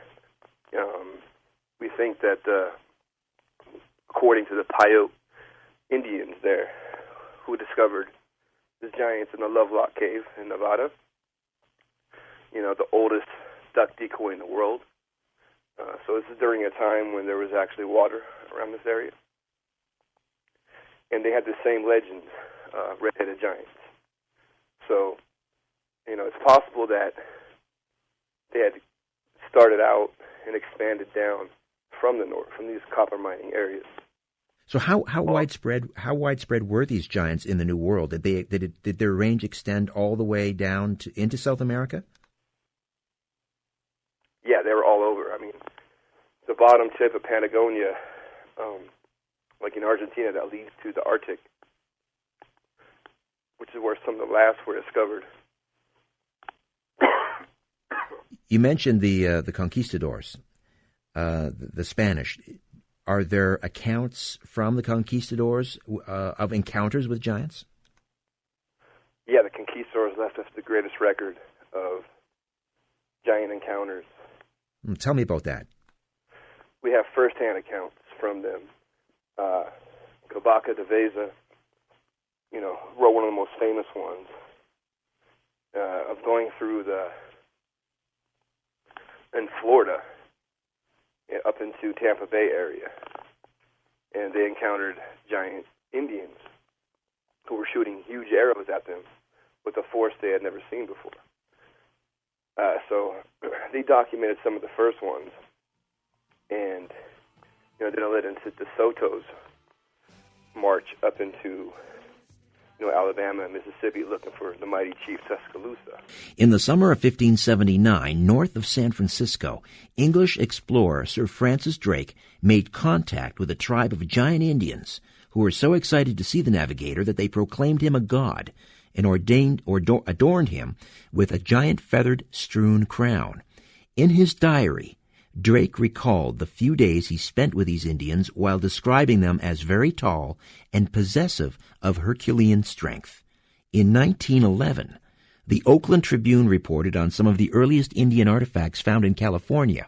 These artifacts once belonged to a giant Indian tribe that lived near the shores where Drake had his encounter with giant Indians 300 years earlier. Okay, so Xavier, I'm a little confused because on the one hand, we have these red-headed giants who the indigenous people are talking about as if they are outsiders coming from some other place. And then we have accounts from explorers like Drake who seem to be talking about Indian giants. So was there an intermingling of the races, or what's going on here exactly? Yeah, it seems to be intermingling, and it seems that the red-headed giants were a subgroup that might have been more related to the Neanderthals. So they are maybe an older hybrid, and I don't think it's sparsely populated as some of the rest of the giants that we see. In these natives, they're all kind of related to this unknown sort of genetic race of the giants. So, but the ones that, like the conquistadors, were finding, definitely not for part of the red-headed race, and a lot younger as well. It's remarkable. I wasn't aware that these encounters with giants had been actually recorded in their journals by some of the the most famous explorers. Tell me about Vespucci, Amerigo Vespucci. I mean, the North American continent and the South American continent was named after this explorer, Vespucci. Tell me about his encounters with giants. Well, this is the best part of my book, that I include a lot of first-person encounters and first-person narratives, which makes it a lot more interesting. Now, Vespucci, we know, was the Italian merchant, born in Florence in 1545. He had good connections, which allowed him to explore the New World. And basically what his giant encounter, which he gave a fabulous report of, appeared in the island we now call Carousel, which is off the coast of Venezuela. And in the second voyage of Amerigo Vespucci, translated from the original text by Oxford scholar Clements Markham in 1893, he describes how we found that this other island was inhabited by very tall people. We landed to see whether there was any fresh water, and not thinking it was inhabited, as we had not seen anyone, we came upon very large footprints in the sand. As we were walking along the beach, we judged that if the other measurements were in proportion to those feet, then they must be very tall. When we had gone about a league, we saw 5 huts, which appeared to be uninhabited, in a valley, and we went to them. But we only found 5 women, 2 old and 3 children of such lofty stature. For sure, the wonder of the thing, we wanted to keep them. So he discovers these tall native girls, and their first reaction is, okay, we got to kidnap these girls. And he continues to write, while we were forming this design, there entered by the door of the hut as many as 36 men, much bigger than the women, and so well made that it was a rare thing to behold.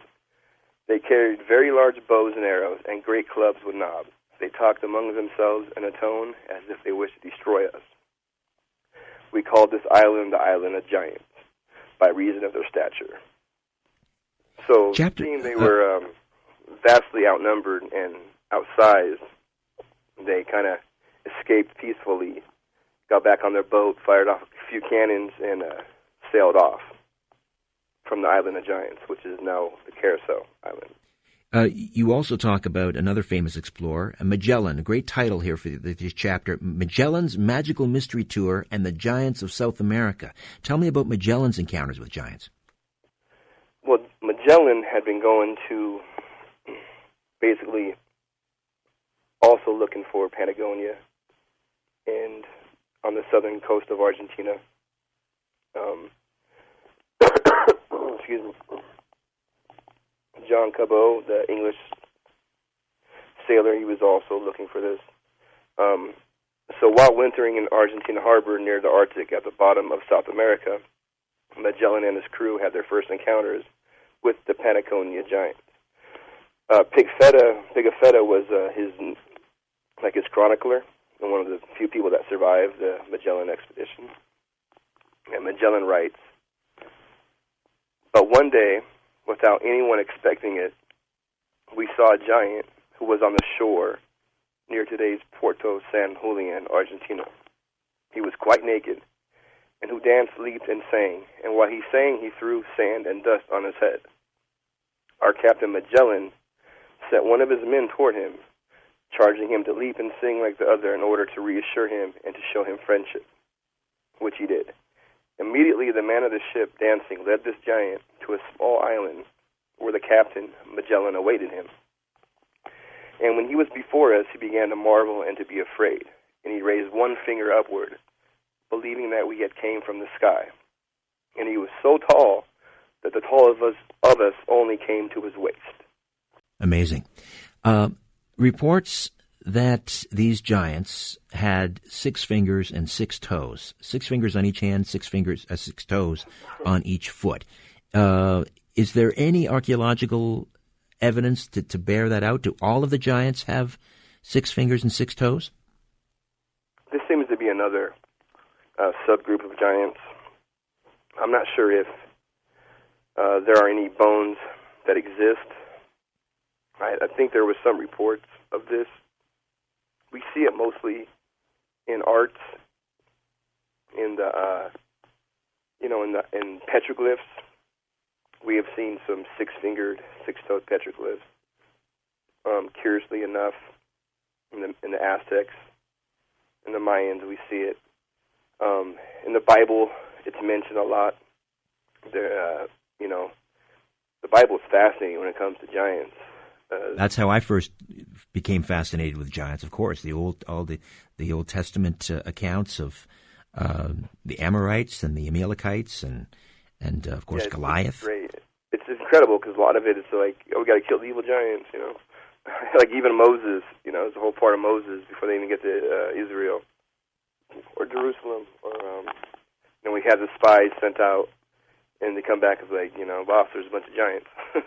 So like Moses had to order, them to kill these giants to even. Yeah, there's a whole lot of smiting going on in the Old Testament. I want to circle giants. Yes, I want to come back to that a little bit later, but I want to get back to the some of the other unusual attributes of these giants. We mentioned the 6 fingers and 6 toes.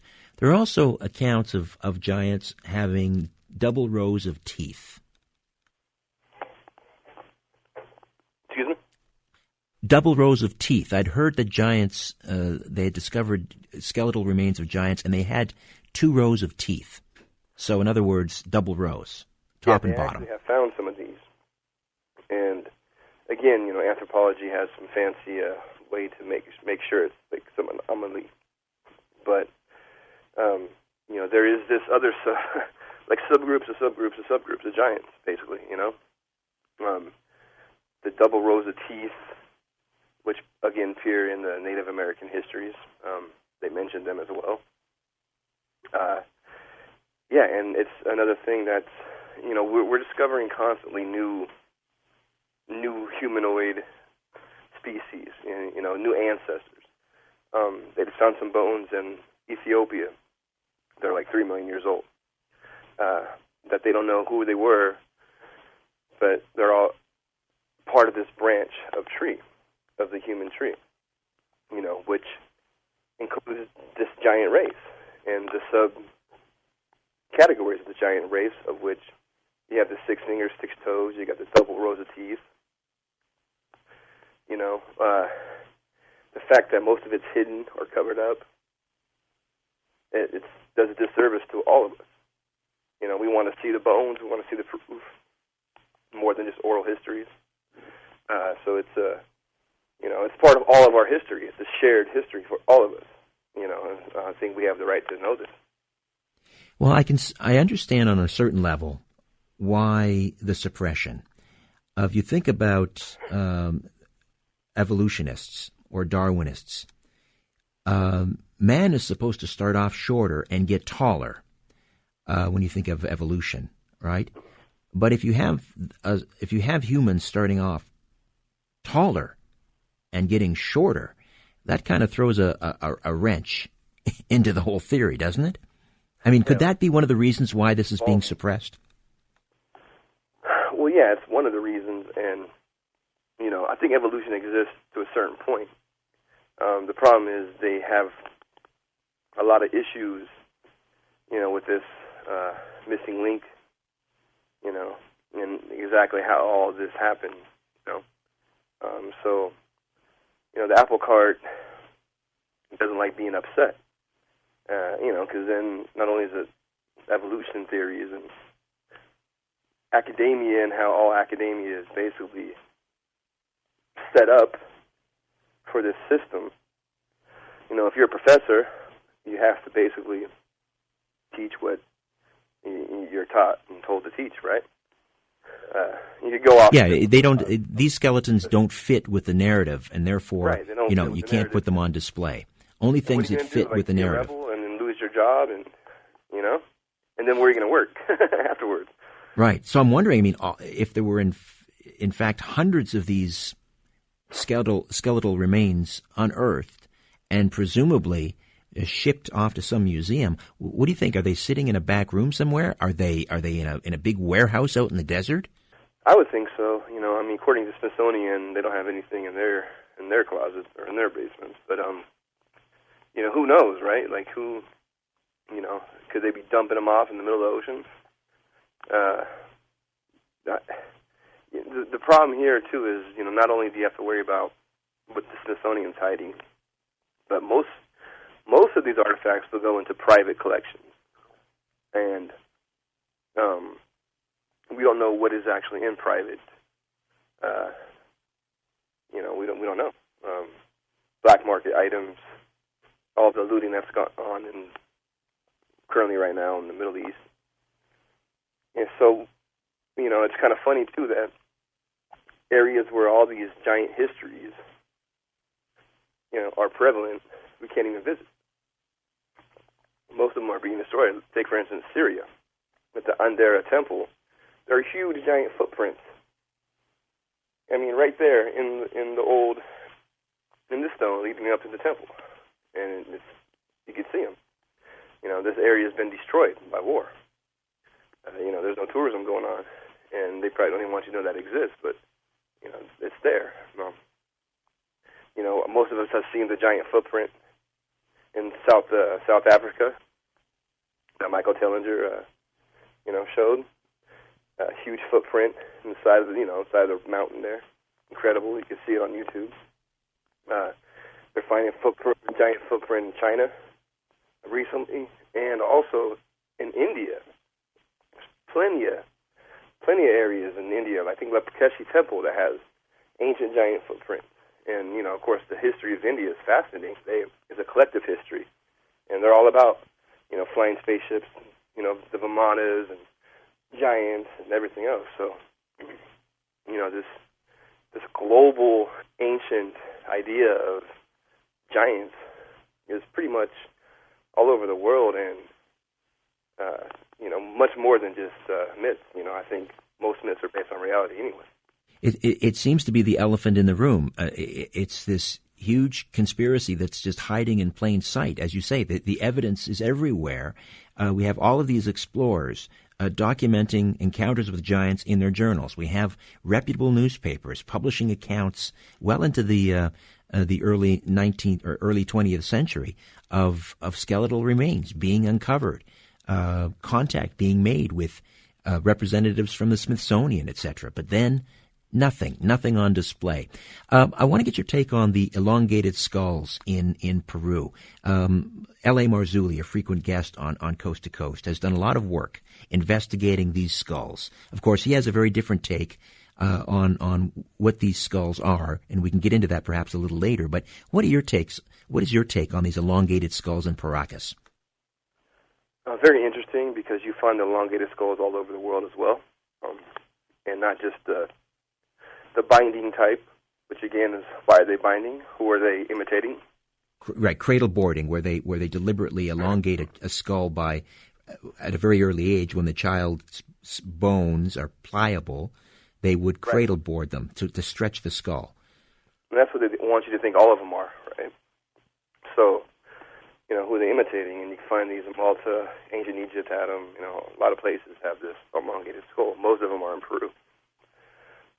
I think they could have been related to giants at some point, or they could have been possibly reptilian. Or some other sort of human hybrid or human subspecies that we don't know about that might have alien DNA or something, Right. So now we're getting into LA's territory, which is, the Nephilim, that the giants were the offspring of the fallen angels. Right, because the Nephilim were the offspring, and then you have the giants. And all the cultures talk about giants being destroyed. Not just in the biblical areas, but, the natives. Like when we talk about the giants, pretty much they always end it with the Great Spirit having to destroy them because they were wicked. Echoes what we hear in, in the Bible.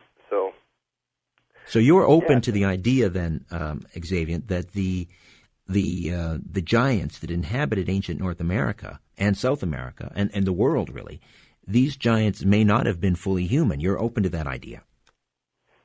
Well, I think, that's kind of what all the scriptures say, basically.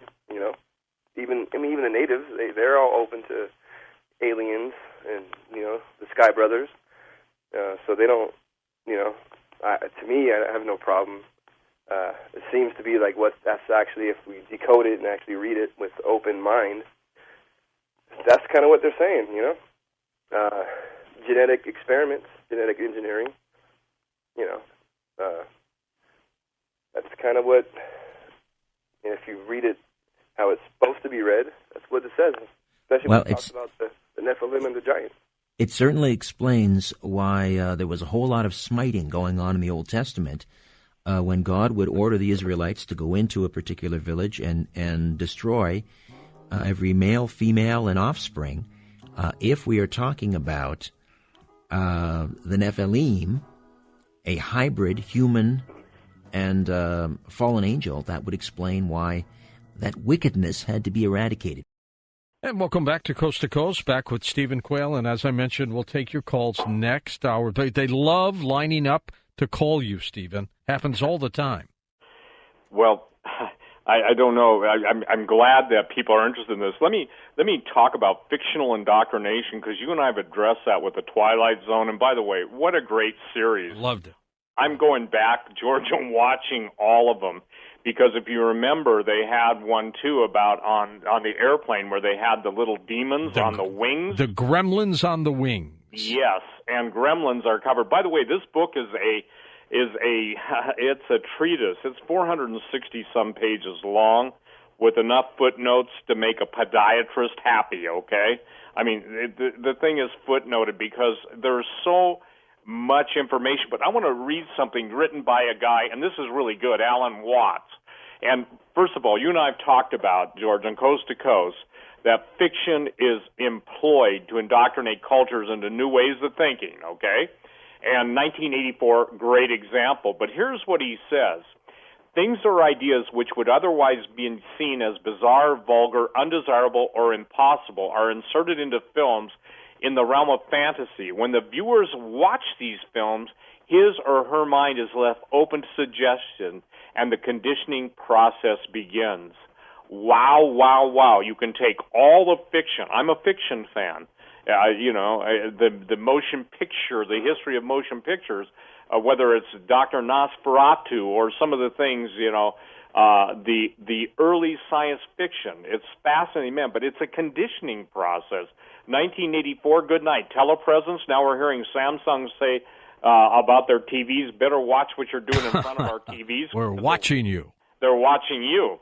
So what happens when you think you're watching it's watching you. So that's why the little creatures is so important. And I think, as you know, from past interviews we've done, I really have tried to do my homework, so to walk someone through, basically to let them draw their own conclusions, but they'll find out that the fairy tales and the childhood stories were far more malevolent and with a central theme. And, when you can control, again, a future generation by a present fear, You can mold that society. Here we are, 1984. We're forgive me, it's not 1984, but all the warnings are there.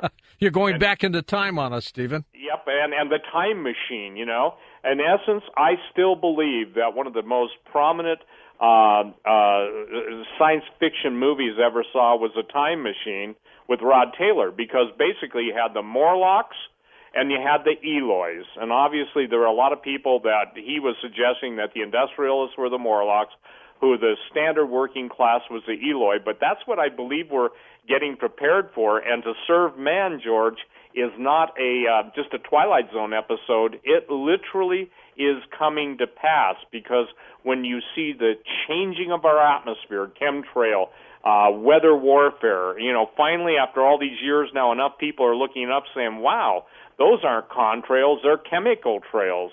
But the point being is everything is changing. The weather's changing.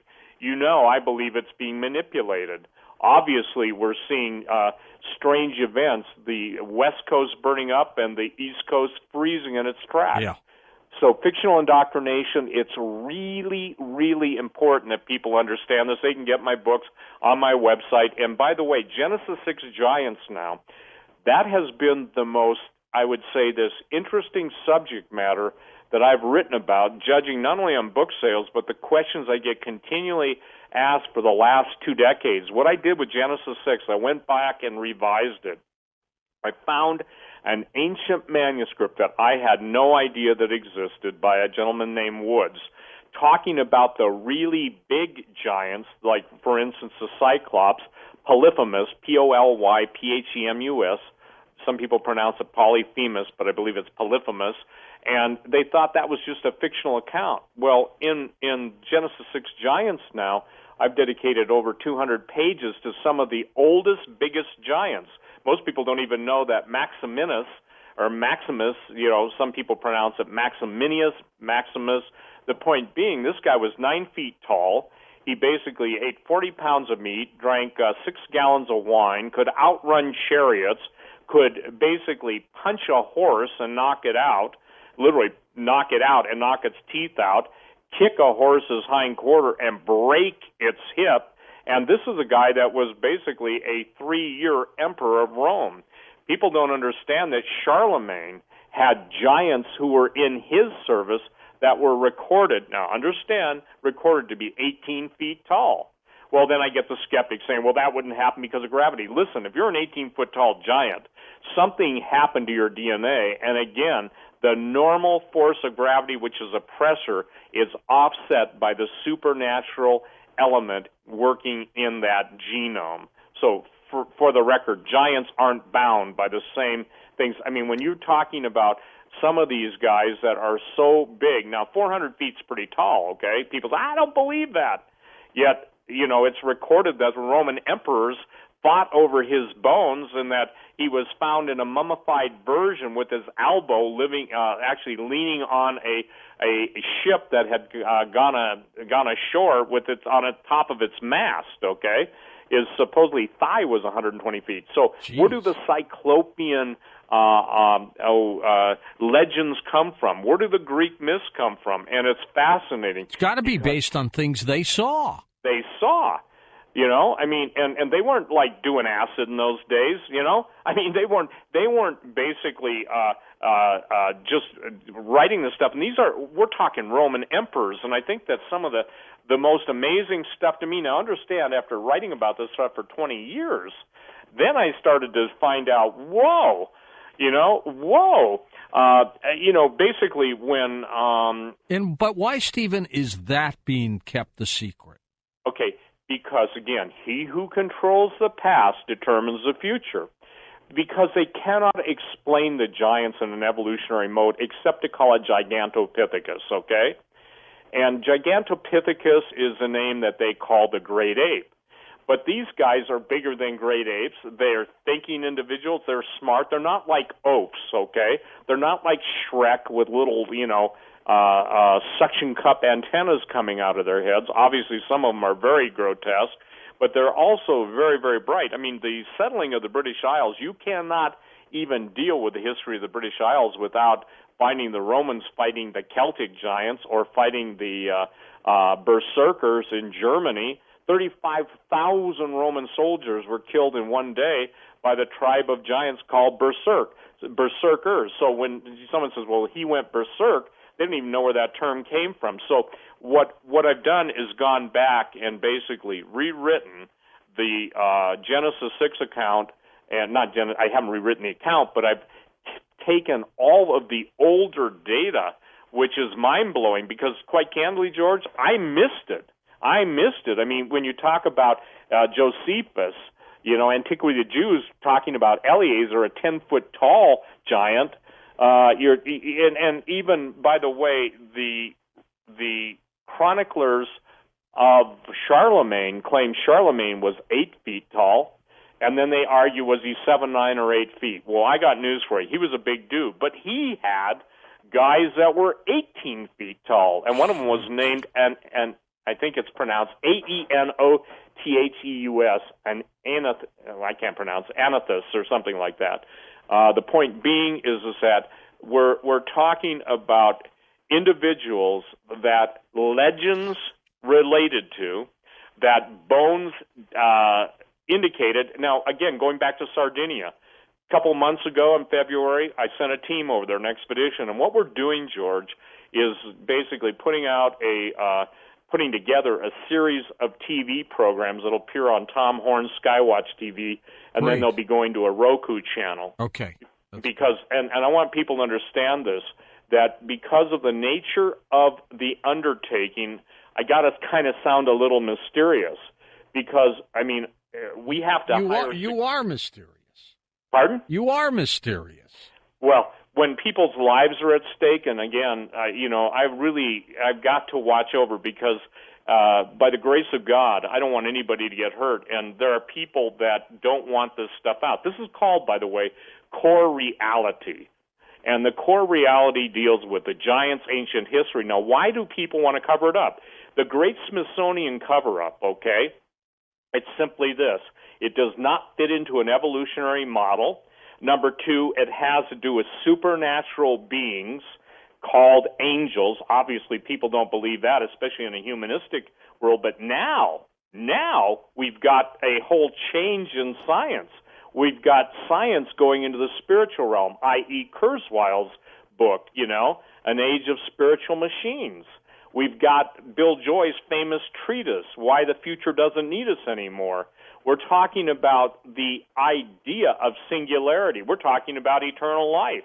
The story on Drudge, the headline, wasn't it? The billionaires are something about they want to live forever. Well, the point being is that, it goes back to Eden. Ye shall not surely die. Whenever the giants turn up, okay, the biggest mistake that I think those guys on, and forgive me, there was a show on the History Channel about giants. You cannot send a giant molar or extractable DNA to any of the mainstream colleges because they're all bought off. One of my guys had an interesting conversation with a scientist, and he said you cannot go to any of the mainstream genetic laboratories because we are informed to inform the powers when these artifacts come in, or when extractable DNA comes in and they come in and take it. So who would be terrified of the truth? Well, those who seek to control the past want to determine the future. And you've had Tom Horn on your show. Many times. And Tom Horn has basically written about this in such a marvelous way that even the Vatican is looking for an alien god. When they name their telescope, one of their primary, spectroscopic or not infrared telescopes, Lucifer, and give it an acronym, and then Tom explains that he's interviewed probably some of the most prominent scientists within the Catholic faith. Now, that's not to say all Catholics are looking for an alien savior. But the point is when they're arguing over, can aliens be saved? In other words, can aliens accept Jesus Christ as Lord and Savior? You know that somebody's trying to change the focus. For instance, it's simple. Jesus died for mankind. The Scripture doesn't say he died for the fallen angels. It absolutely makes the opposite statement, Scripture says Jesus didn't die for the angels that sinned. So the point is that now look at Christianity. You and I have talked about this. Christianity is under attack like no other time in history. Now, we're hearing a lot about Planet X, Nibiru, the 10th planet, the 9th planet, Gabriel's fist, Lucifer's hammer. These are all names that have been attributed. And trumpet sounds. I have to ask you about that later, Stephen. Well, we'll talk about that, too, because, again, those are signs and sounds in the heaven. And what's fascinating about this is that the atmospheric effects that are taking place, we can look at everything around our solar system and see massive evidence of catastrophic events taking place, where even some of our planets go in retrograde motion, meaning they spin in the opposite direction. What's important to understand in that is that the ancients, and, I spend a lot of time in ancient history, the ancients were not, just basically guys chiseling with a prehistoric rock on a prehistoric wall, having such vast knowledge of the universe that they recorded these events. The famous Bayeux Tapestry shows UFOs. It shows meteors, and some of the great meteor storms have taken place. And what are we seeing now, George? We're seeing handy cams, video cams, CCTV presentations of aerial phenomenon.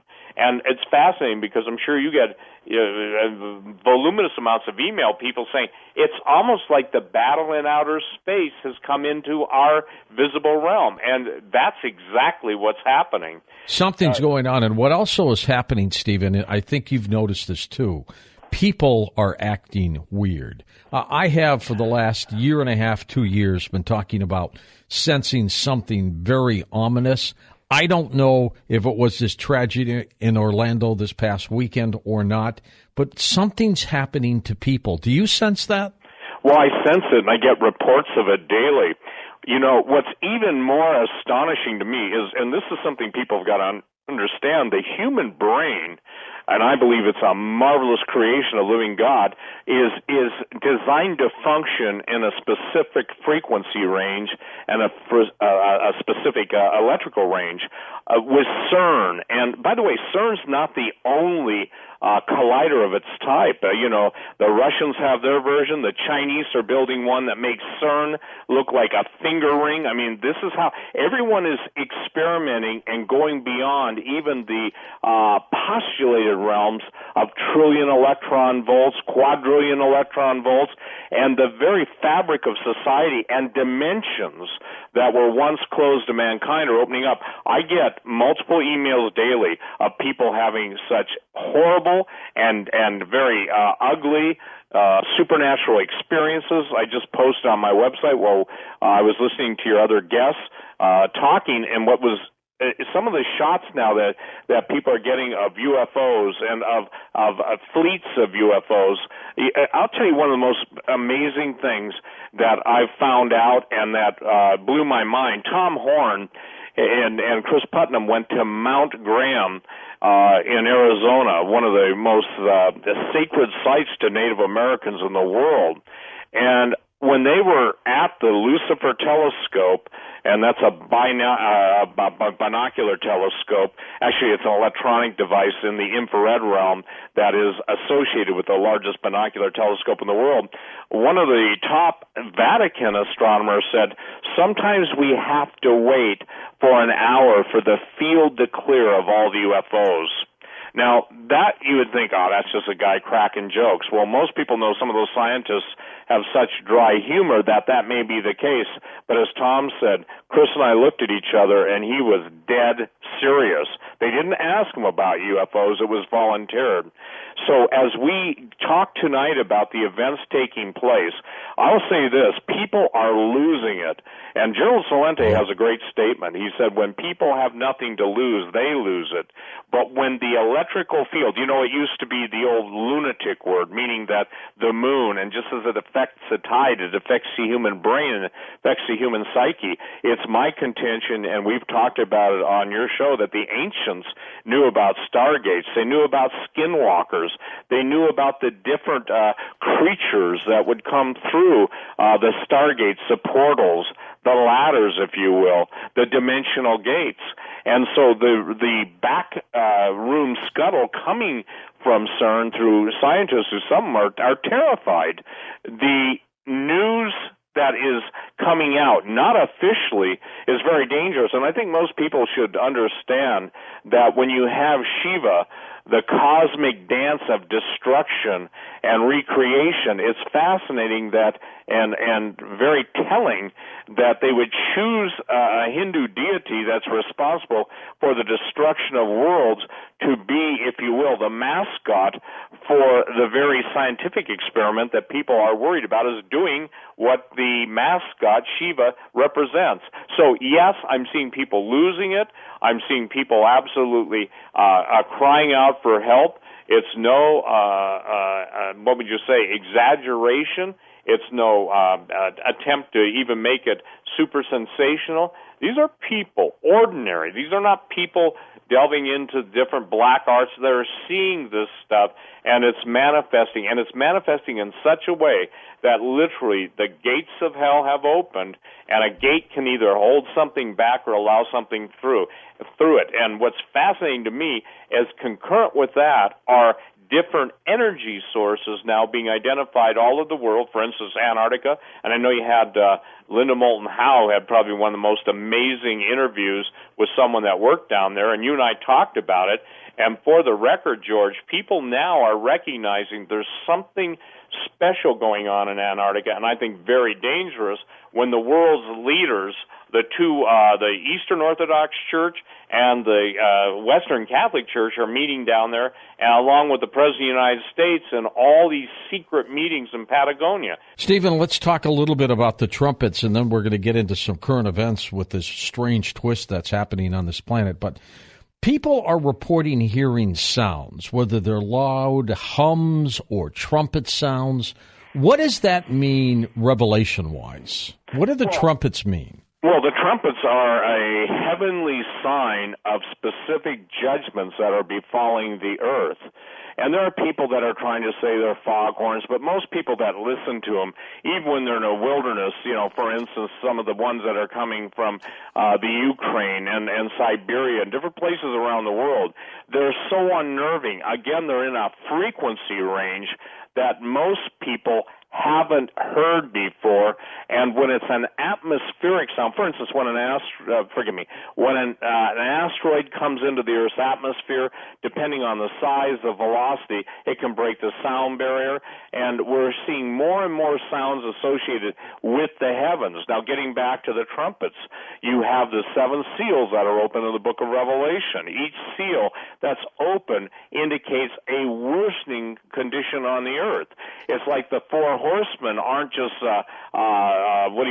pacing now, they're on a gallop. Yes. And then you have the issue of how does sound affect matter. We all grew up in television time where they would show the Memorex tape commercial, where they'd hit a wine glass with a certain frequency, and it was either Memorex or TDK, one of the... And it would shatter, right? It would shatter, right. Well, that's what's happening in this sound realm, too. It's having an effect on nature. And for the record, Tesla was one who not only experimented with high fields of electricity, geomagnetism, but sound was very important. A laser is light amplification, simulated emission of radiation, and a maser is microwave. But even more than that, if you notice what's happening even with supposedly non-lethal weapons by the military and using them, light air and some of the different, what would you say, like radar-style weapons, they change people. They're absolutely frying them. And I want to share something about the giants. In ancient history, and this is what my concerns are, okay? In ancient history, the voice of the giants had an effect similar to when a lion roars in the jungle. Anyone who's ever heard a real lion roar in real time, it has an effect on everything. It's almost like everything becomes, quote, paralyzed with fear. And the shrill voice of the giants in antiquity not only was able to put fear, but it was also able somehow to overcome gravity by the sonic effect of the air motion. And this is fascinating because we see all these huge rocks. You know, in our new video series, the second one's coming out by the end of the month, called True Legends, the series, The Unholy Sea. We go into all of the major places in the world, like Sacsayhuaman and Ollantaytambo in South America, then over to Malta and Sardinia. And there's so many indications, George, these giant boulders in the Rock of the Pregnant Stone. Some of these things are so big that they defy description. And when you think you see the big ones on top of the surface, you only need to go you need to dig deeper to find the bigger ones. So the sound effects that are taking place around the world, I believe there are physical reasons for it. For instance, when Mount Tambora exploded in 1815 in Indonesia, the sound was heard all the way to Hawaii. Now, that's obviously, you can explain that by physics. But some of these strange sounds that are literally outside the realm of the normal instrumentation to define it, they have to have an origin outside of the normal parameters of normal physics. In that world, it's called the black world, ultra black world, and it's black physics. Black physics simply means there is a level of science that is not known to the general public and is only made known into the initiates, I think that's the right word, initiates of the people that join the different societies. And the thing that with the secret societies always comes the secret knowledge, the forbidden knowledge, the hidden knowledge. And you've had Michael Cremo on your show many before. times. Yeah. Yep, and the thing is that I love his title, Forbidden Archaeology. Mm-hmm. You know, the thing is that the ancients knew how to move stones using sound, and now we've got the situation with, again, we've got beings, entities that have been used to living in a different dimension coming into our dimension. And literally, I think it's obvious to see that people are freaking out, they're creeping out, and pretty soon we're going to see men's hearts failing them for those things coming up on the earth. And what's astonishing, and people better get used to it, when something so beyond your normal realm of being able to cope and define takes place, it is probably the most emotionally, but more importantly, the most mentally destabilizing event in a person's history. I'll give you a good example. When black, and again, I'm talking about secret world of science, physics, and things that go bump in the night, I had a general tell me personally, he said this, he said, the things, I have men who are considered the toughest, most dangerous men in the world, but some of them have literally dropped dead in their tracks. I've said this on different radio shows, but they've literally turned white instantaneously. You've heard the old idiom, they were turned white as a ghost. Well, if you look at the fascination now that mankind has, first in science fiction movies, obviously it started in the world of writing, you cannot separate ancient history, and you cannot separate myths and legends, and even the definition of those different creatures and those different events, for sounds, for instance, lights in the sky, you can't separate them from now what people are reporting all over the world. And the gates are opening, and the Native Americans who contact me are talking about a phenomenon that their forefathers talked to them about, taught them about, and now they're actually experiencing it for themselves. And this we do also. This is Francis Bacon talking. We have consultation, which of the inventions and experiences which we have discovered shall be published, and which not, and take all an oath of secrecy for the concealing of those which we think fit to keep secret, though some of those we do reveal, sometimes to Satan, some not. It was similar to what Dr. von Braun and Dr. Obertroff said about how the Nazis were so able to advance quickly, and they said they had help from outsiders. They had help from aliens.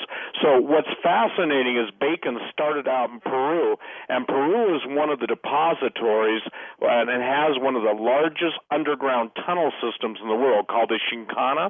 And as we've been documenting this in our DVDs, and really important for people to understand, those underground tunnels went worldwide.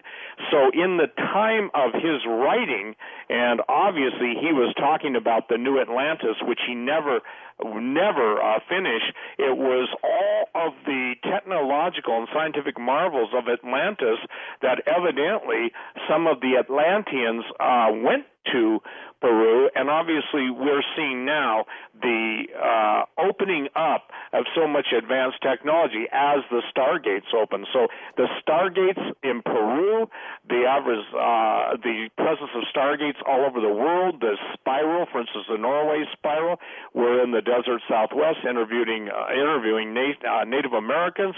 They're all talking about the same thing, George, and it's that the giants are coming back. It's fascinating. You wouldn't expect that to be coming out of the Native Americans, and we document that in the Unholy Sea. And by the way, because we're in real time now, this is a live broadcast, people can go on Vimeo and download it around the world. That saves them having to pay expensive shipping and postage and waiting. And it's wrong word, downloading. They can have unlimited reviews. They can watch it like Netflix. So Francis Bacon was part of a secret society, and whether you call it the Egyptian Brotherhood, a lot of the Masonic and the secret societies are based on advanced knowledge, which they take oaths of secrecy to. The same thing that Hitler's SS, and the SS means the dark sun, not what most people believe it to mean. So the Brotherhood of the occult, the word occult meaning hidden, goes deep into the Peruvian underground, and what is most important is that one of the most famous Peruvian archaeologists, explorers, absolutely established the Chincana, which the tunnel system, and in Cusco, Peru, the Coricancha, which is a giant church, kind of like convent, was built over the entrance to this tunnel system that the Incans and all of the people of that region knew existed. These were built by giants. By the way, these weren't built, and this is something that I want to get out right now. In all of our studies of both the Aztec, the Maya, and the Inca, none of them claimed they built what they possessed. How do you find these stories? Well, interestingly enough, a lot of them come off of response from people that listen to Coast and other radio programs that I'm on, and we're literally getting flooded right now with people from Eastern Europe, people from even China, Siberia, saying, you've got to come here. We have evidence of giants, and we follow up the leads. And one of the things that's amazing, George, is there's a word I've got to share with people. It's called the Septuagint, and that's the Hebrew Bible translated into Greek. Now, listen to this, okay? This is Isaiah 13. Lift up a standard on the mountains of the plain, exalt the voice of them, beckon with the hand, open the gates, ye rulers. I give command and I bring them. Giants are coming to fulfill my wrath, rejoicing at the same time and insulting. You know, we've talked a lot about stargates. It's becoming more prevalent and prominent. For instance, a good example is about maybe a month ago, the NASA announced that there was Martian Morse code. Did you see that story? Yes, I did. Well, what's truly intriguing about that is when Tim and my film crew were down in Peru and Bolivia in the Altiplano, and the late David Flynn, who wrote Cydonia, The Secret Chronicle of Mars, put forth the fact that there is an actual language engraved into the landscape. And I've talked to scientists in the last couple months trying to get the deciphering going. Now, it's my contention that obviously NASA and the supercomputers have already deciphered the language of the fallen angels.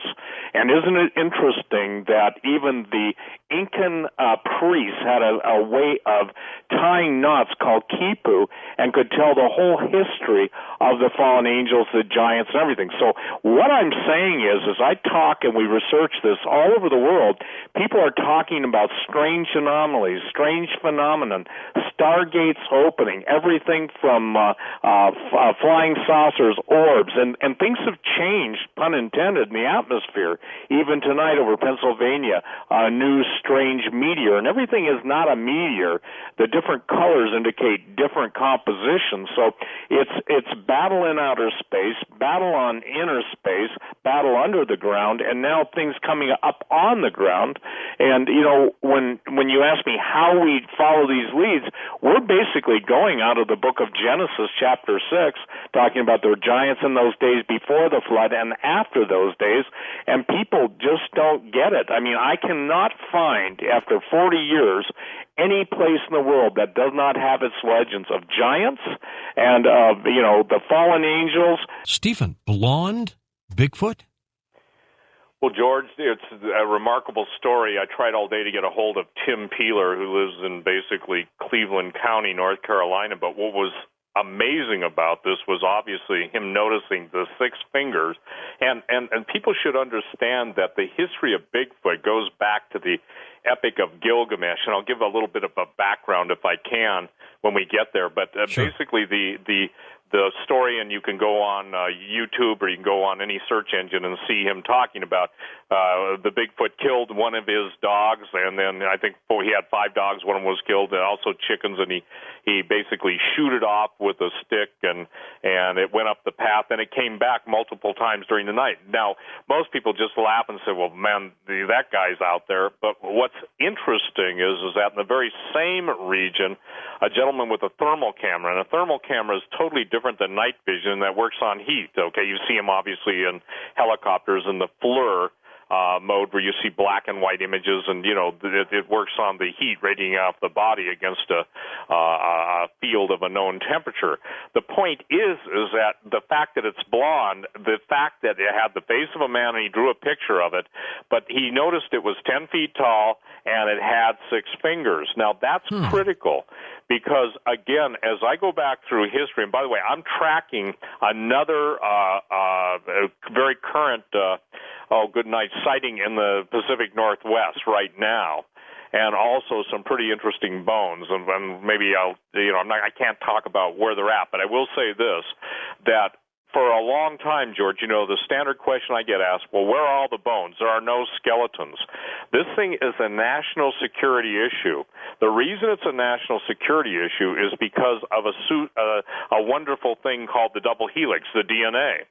Yeah. Now, the very people we talk about, the Illuminati, who has controlled all of the true historic, true archaeological finds, all the rest of the books of Enoch. I have fragments on my website, but there are 359 other books of Enoch. Enoch was given 360 books shown by God how everything in the universe worked, and obviously the Illuminati uses occult and hidden knowledge and keeps it from the rest of us.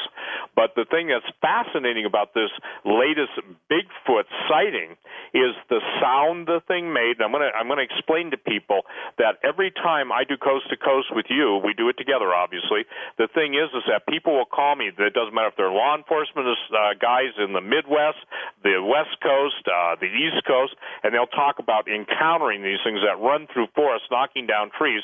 But the thing they always talk about, George, is the sound that is emitted, okay? The sound that is emitted. Now, people say, well, why can't we find those things?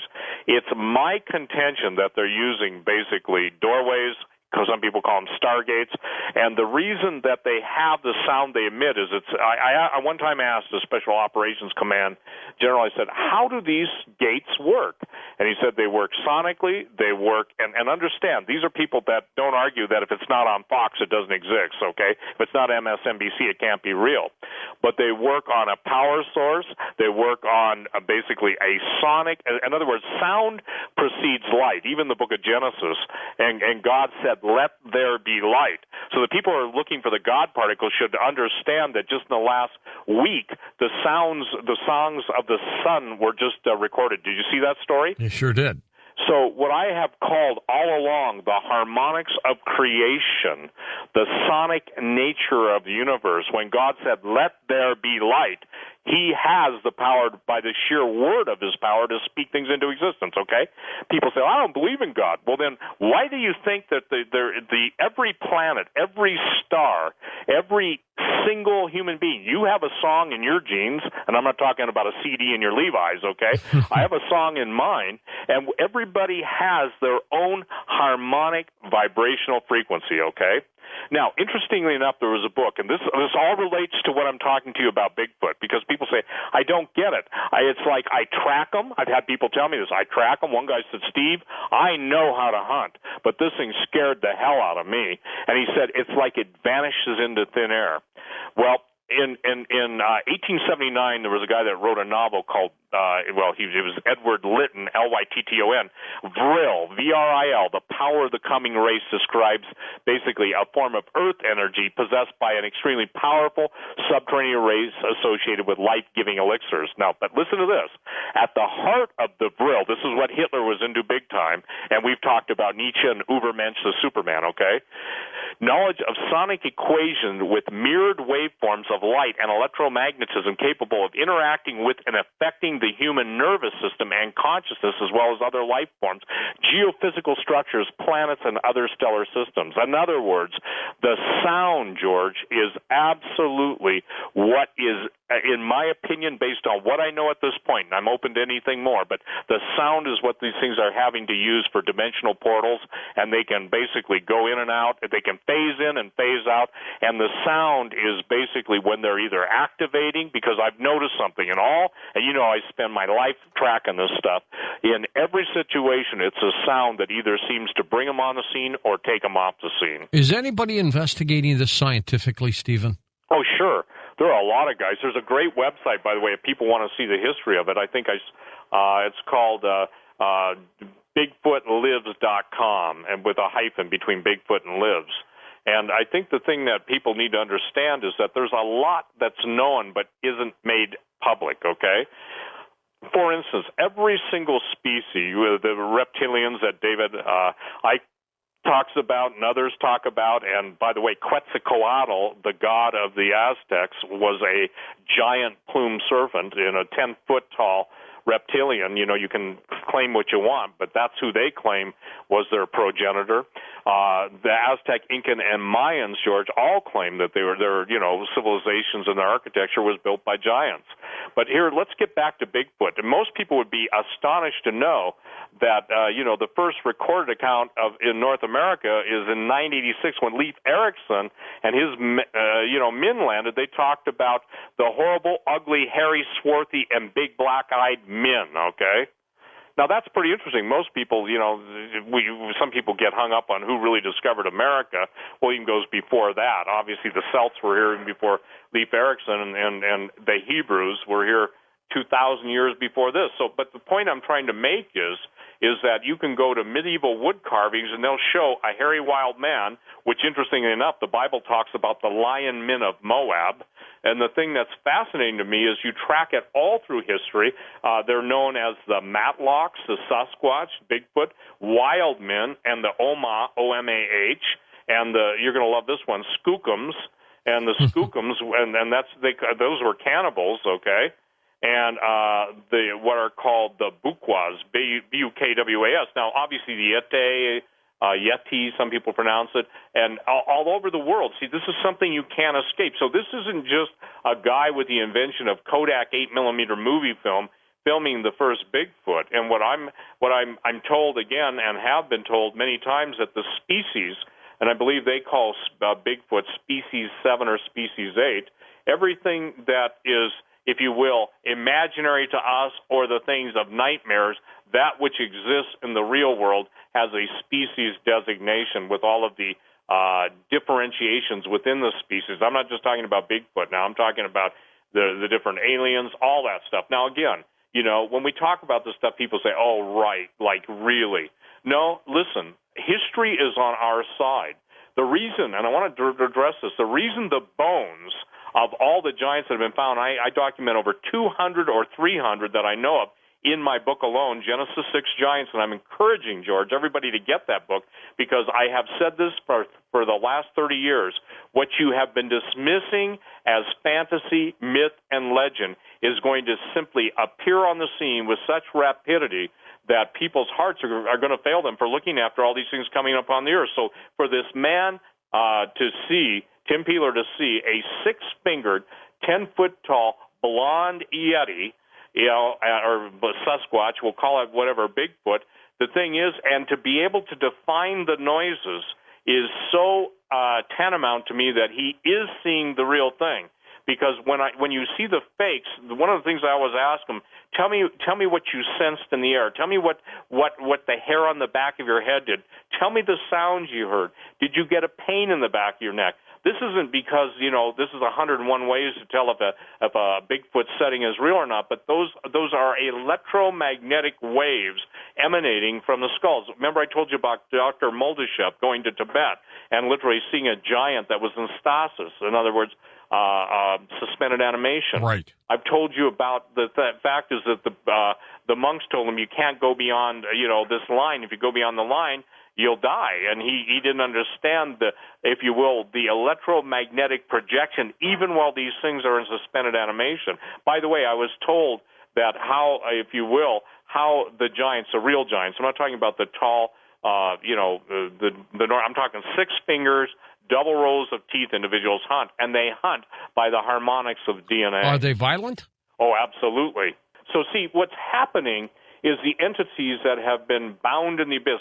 God really does love his creation, and what people don't understand is that God gave mankind, the mankind that he created, he gave them basically liberty of free will, but also authority. And now the people who are basically at war with the living God are taking that authority and they're releasing these things and they're opening the gates. Jesus said that the gates of hell will not prevail against his church, meaning, and his church isn't a building, it isn't a steeple, it's the people that gather his name, ecclesia, those that having the fellowship of him in common. The bottom line is so when you're dealing with the sound and the frequencies of the Bigfoot and you're dealing with now the appearance and disappearance of them, it's now amazing to me that I think there's a whole new area of understanding and investigation opening up, because you cannot mess around with electronic or electromagnetic spectrum and not pick it up. Okay? How many of them do you think are out there, the species of the Bigfoot family? I asked that question, and basically I was told this answer, whether it will suffice thousands. I'm talking throughout the world now. I'm not throughout just talking. The world. Yeah, and that's not a lot. No, but the thing is, and I asked, how about the head of Skunk Works? I used to have his quote up on my website. Said, if the American people ever found out we've already been to the planets, been to the stars, and been beyond that, they basically string us up. The bottom line is, I asked, how many species of aliens are there? And he said millions. Now, so if somebody who lives in that world, and trust me, with the way their men react, these guys really are who they say they are. And the point is that I think it's the old adage. How will people accept a warning? In other words, let's just put it into Steve and George. George, you tell me, hey, Steve, I think that somebody's going to burn down your house. I saw a guy with matches and a gas can, and I think, he didn't look like a happy camper and looked like he had your house. There is an evidentiary or a body of evidence that everyone has to move on or move forward with, correct? If sure. I choose to say, I don't believe you, George, and my house burns down, it's not that, my believing whether it would I told you, right? You told me. And see, this is the thing. It's beyond I told you so. The very Defense Advanced Research Project Agency, most people, and look, when I have multiple sources telling me this, people in the intelligence community, people in the military, people in the scientific community telling that all the stuff that they're doing to attenuate, turning into you've had Kurzweil on your show, singularity. You're going to the whole Ubermensch thing now in a whole new dimension, okay?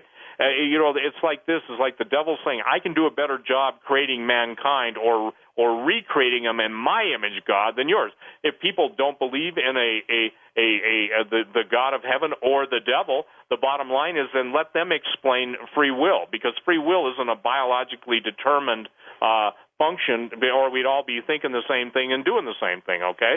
But the point is that we are now dealing with things that are beyond our immediate grasp and comprehension. It's just like you and I. We'd like to think that people really care for people living on the Gulf Coast or on the West Coast. By the way, the West Coast doesn't get a reprieve either.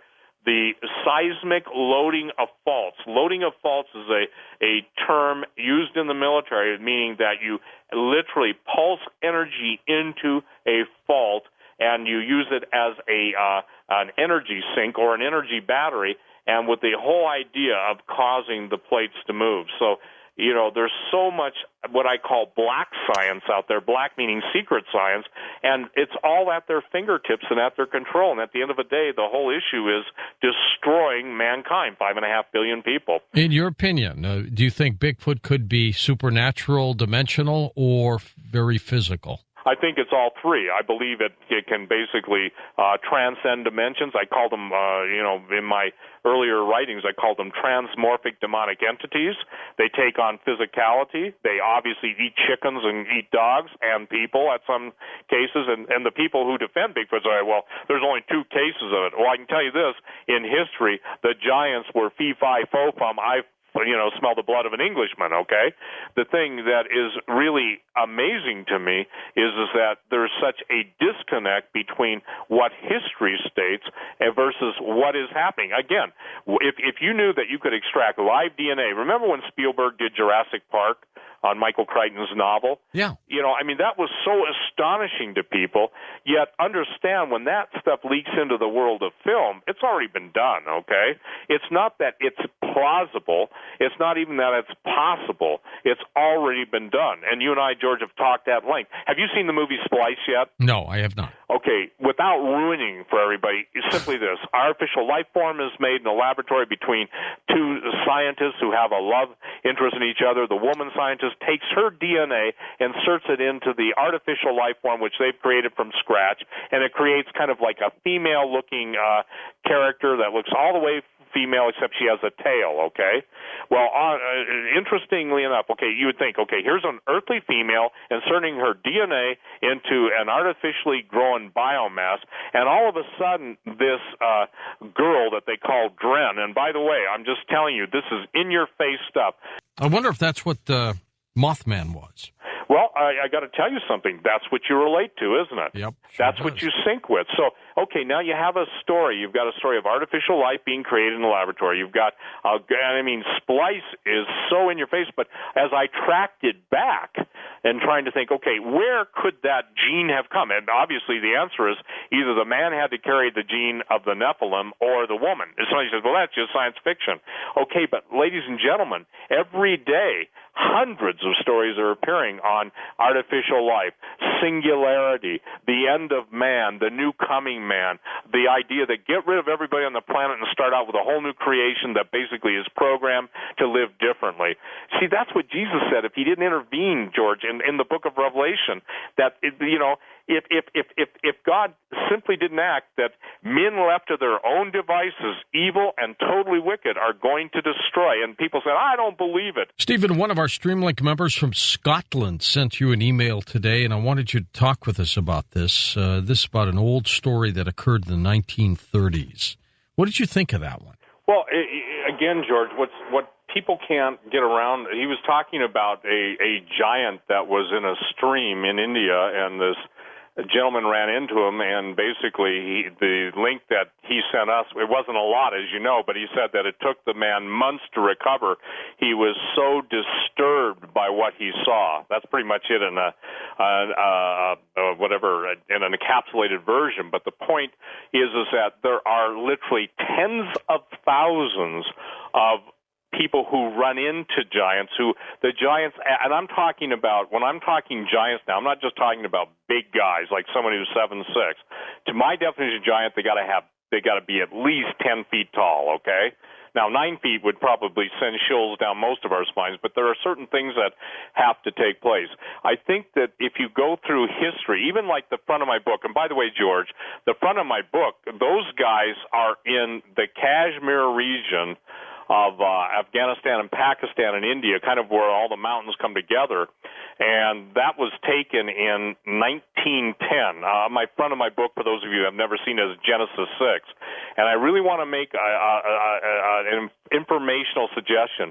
For those of you that are starting to see the availability of this stuff coming into play, in other words, more reports of these things, you need to understand, in my opinion, what's really going on. And the only place you can get the books is on the internet, stevequayle.com, or call tomorrow at 8 o'clock in the morning. Stan and Holly are sleeping now, but 719-547-9100. 719-547-9100. And that's where you can also get my book, Long Walkers. And, George, we had the pilot who flew a dead giant out of Afghanistan several years ago on your show. I actually have his letter to me. He said he listened to Coast. He thought I was full of you-know-what. Then until he got ordered to fly, went out. And by the way, since he went public with that, he's been given every quote-unquote you-know-what kind of mission that, he's paying a price for telling us what he told us, okay? And he said, Steve, even if it costs me my career, I will come on, again, Coast, and tell people what's really going on. Because, again, George, this is a gentleman that is absolutely not a friend of a friend of a friend. He's a guy that flew it out. Even could tell me the pallet number, what the thing weighed, where they flew it, and how the spooks, meaning the intelligence people, came on the plane to take out any phones that might have cameras, any cameras. They went through their pockets and everything. So when people say, well, why don't people get pictures of these things or blah, blah, blah? Well, the bottom line is the minute you do is that the spooks, meaning intelligence or the FBI, somebody shows up to either threaten you. We've had listeners to your show that have unearthed giant skeletons where the head, the mandible to mandible, in the back of the skull is, the condyle to condyle is 24 inches, okay? Mm-hmm. The molars are the size of a fist. Now, these aren't Neanderthals, okay? And by the way, isn't it interesting? They're no longer in the tree of mankind's evolutionary background, but they're a whole separate species. The point is, every time that anything shows up, it absolutely is confiscated immediately. People don't realize this, but in the United States, there is the Native American Antiquities Act that automatically states that any bones found of any size are Native American artifacts, and I'm not talking about grave robbing Indian graves. I'm talking about even the Kennewick Man in Washington, which was considered a Native American artifact until the people that went to court proved it was an Irishman, okay? The point that I'm trying to make is that it's an ultimate secrecy. It's just like this. We all know about Roswell. We all know about the guys who were there, saw what they saw, written the books and everything. But and I know, we still get people that say, they're crazy. They believe in UFOs. No, we don't believe in UFOs. We just acknowledge that they exist. So when it comes to giants, we're dealing with the same thing. Whether it's 1930 or 33 in India, whether it's the gentleman in North Carolina, whether it's 100 or 200 or 2,000 encounters with something other than what's normal, whether it's Mothman, whether it's this, that, or the other thing. The thing is that if someone says, well, it isn't real because I don't believe it, whether they believe it or not doesn't make it real or not. It's just that they don't believe it.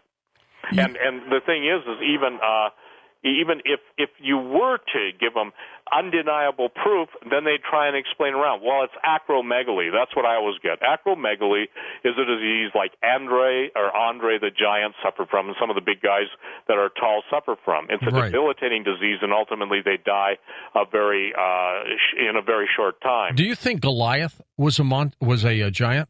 Oh, absolutely. The Bible talks about not only Goliath being a giant, but Og, the king of Bashan. Bashan, by the way, was the land of the giants. And I can tell you point blank that the argument is whether Og was 15 feet or 18 feet tall. Goliath is presumed to have been 9 feet to 12 feet. And by the way, the reason David cut his head off most people don't know their Bible very well, but, David and Goliath, and, some people say, oh, it's just a figure of speech. No, they've actually found stuff dating from that period.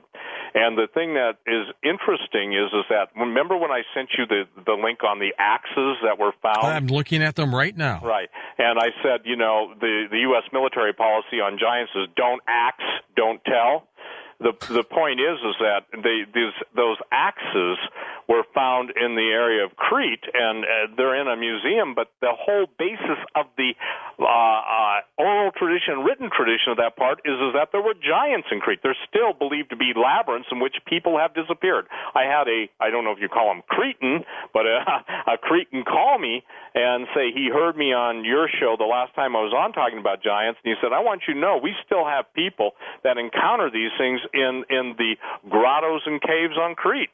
So the thing is that, this program goes worldwide. So typically I will get emails from all over the world, and I mean all over the world, sometimes 100 emails from different countries saying, well, so-and-so saw something. And it's not people feeding off each other, okay? It's not hysteria.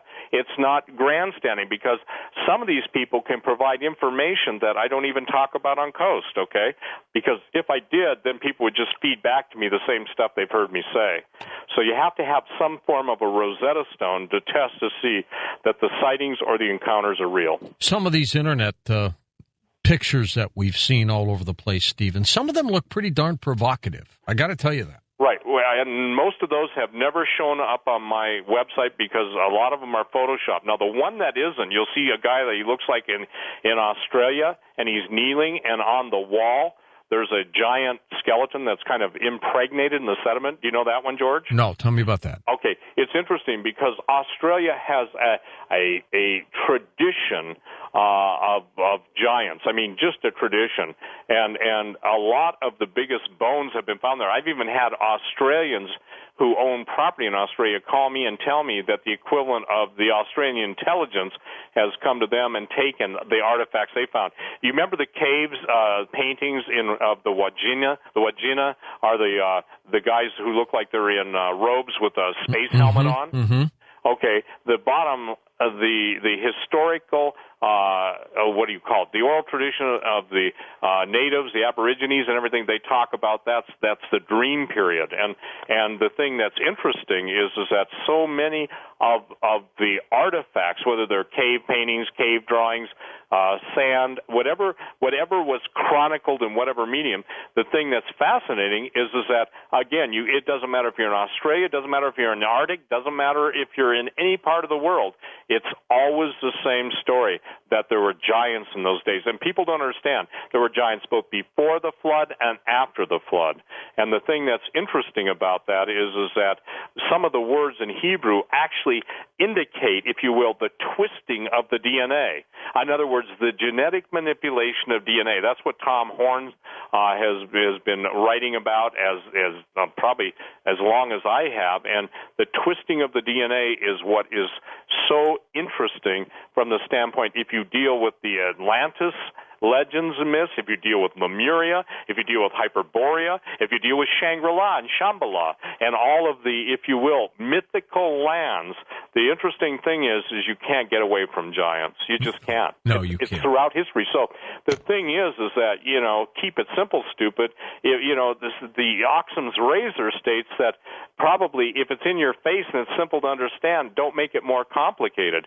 But why this stuff is all kept in abeyance, the truth, is because it's just like the Dead Sea Scrolls.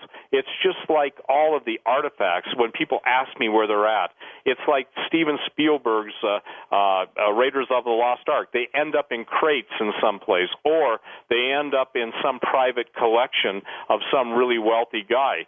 And it's like people should go on my website, stevequayle.com, click on the giants, and the Book of Giants is a copper scroll. In other words, it's something written thousands of years ago that explains the whole fallen angel interaction with human beings, the genetic manipulation of insects, of reptiles, of everything. So when we're seeing all these hybrid creatures chimeras or chimeras, some people pronounce them, satyrs, all of the things in mythological folklore, and now we're seeing that people are saying, we can reconstitute, in other words, reanimate anything.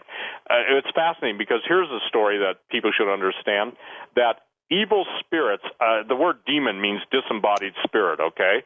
A demon is not a fallen angel. There are some people who use the terms interchangeably. They're not the same. In order for something to be disembodied, it originally had to be embodied.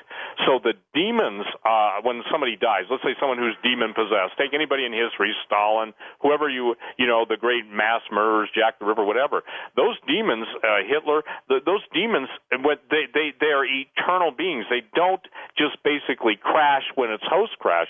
Can you imagine, George, the DNA of, welcome back? That's what Jesus said. When demons cast out, it goes and wanders in dark places until it finds a host, a suitable house to enter into. So imagine there's a group of individuals out there that have collected the DNA or have acquired the DNA of some of the most incorrigible and most disgusting historic murders in history, and imagine reanimating them. Look, I'm not sitting here now watch someone steal what we're talking about and go put it in a movie script, but imagine that can really be done. And then imagine that if you're making war against the human race, and that's what these people are, they're misanthropes. They absolutely hate the human race. And the bottom line is that all-out war is going to be levied against us, and it's my contention that right now you won't see just a linear scale of events. You'll see compounding events. You'll look to the left, bad news. Look to the right, even worse news. Look behind you, cascading bad news, a tsunami. Look in front of you, the solar storm. It's like so much is happening now, and there's never been a period in time. Look, everybody said, they thought the end of the world would be this, that, or that, and I don't believe the end of the world. I just believe that the bottom line is, in other words, the world isn't going to end. The point is, though, it's going to go through such drastic and dangerous war in all realms that literally men's hearts are failing them for fear of looking after those things coming up on earth. So what's the antidote for fear? Understanding this stuff, even if you don't agree with it. But the point is, like anybody who teaches survival, you don't say that your ultimate survival tool is a Swiss Army knife and a flint, so you can at least make fire and stay warm. No, it's your head. It's the knowledge that you have, and that's what I've devoted my life to. I get a kick out of it. People that have never even read one volume of any ancient writings telling me there are no such things as giants because there are no bones, or saying me, all that God stuff, that's just crazy stuff. Oh yeah, well the devil believes God's real, and so do his adherents. And they absolutely know this is a battle. It's a battle just like in any of the cinema, the battle of light versus dark, good versus evil, and the book of Revelation. And I want to share something, George. People quote it, but they don't understand that the book of Revelation is the revelation that God gave to John. John is the Apostle John, on the island of Patmos concerning Jesus. And then Jesus is the one that is stepping up the plate, opening up the seals that are telling us all what's going to happen. So the thing is, it's not the revelation of Buddha, it's not the revelation of the Hindu gods, it's not the revelation of everybody out there, their favorite holy guy. It's the revelation of Jesus Christ, and Jesus is the one that's telling. It's funny because I have people all the time quote Revelation. They say, "But I don't like Jesus," or "I don't believe in Jesus." I said, "Why do you think that is?" And they said, "Well, because he's just one of many." I said, "Yeah, but who else makes a claim he did? And by the way, I don't see his bones being paraded around." I think the problem is, George, is that it comes when you try and bring the physical and the spiritual into together. And see, these guys that you and I and Alex talk about, these guys are big time into the occult.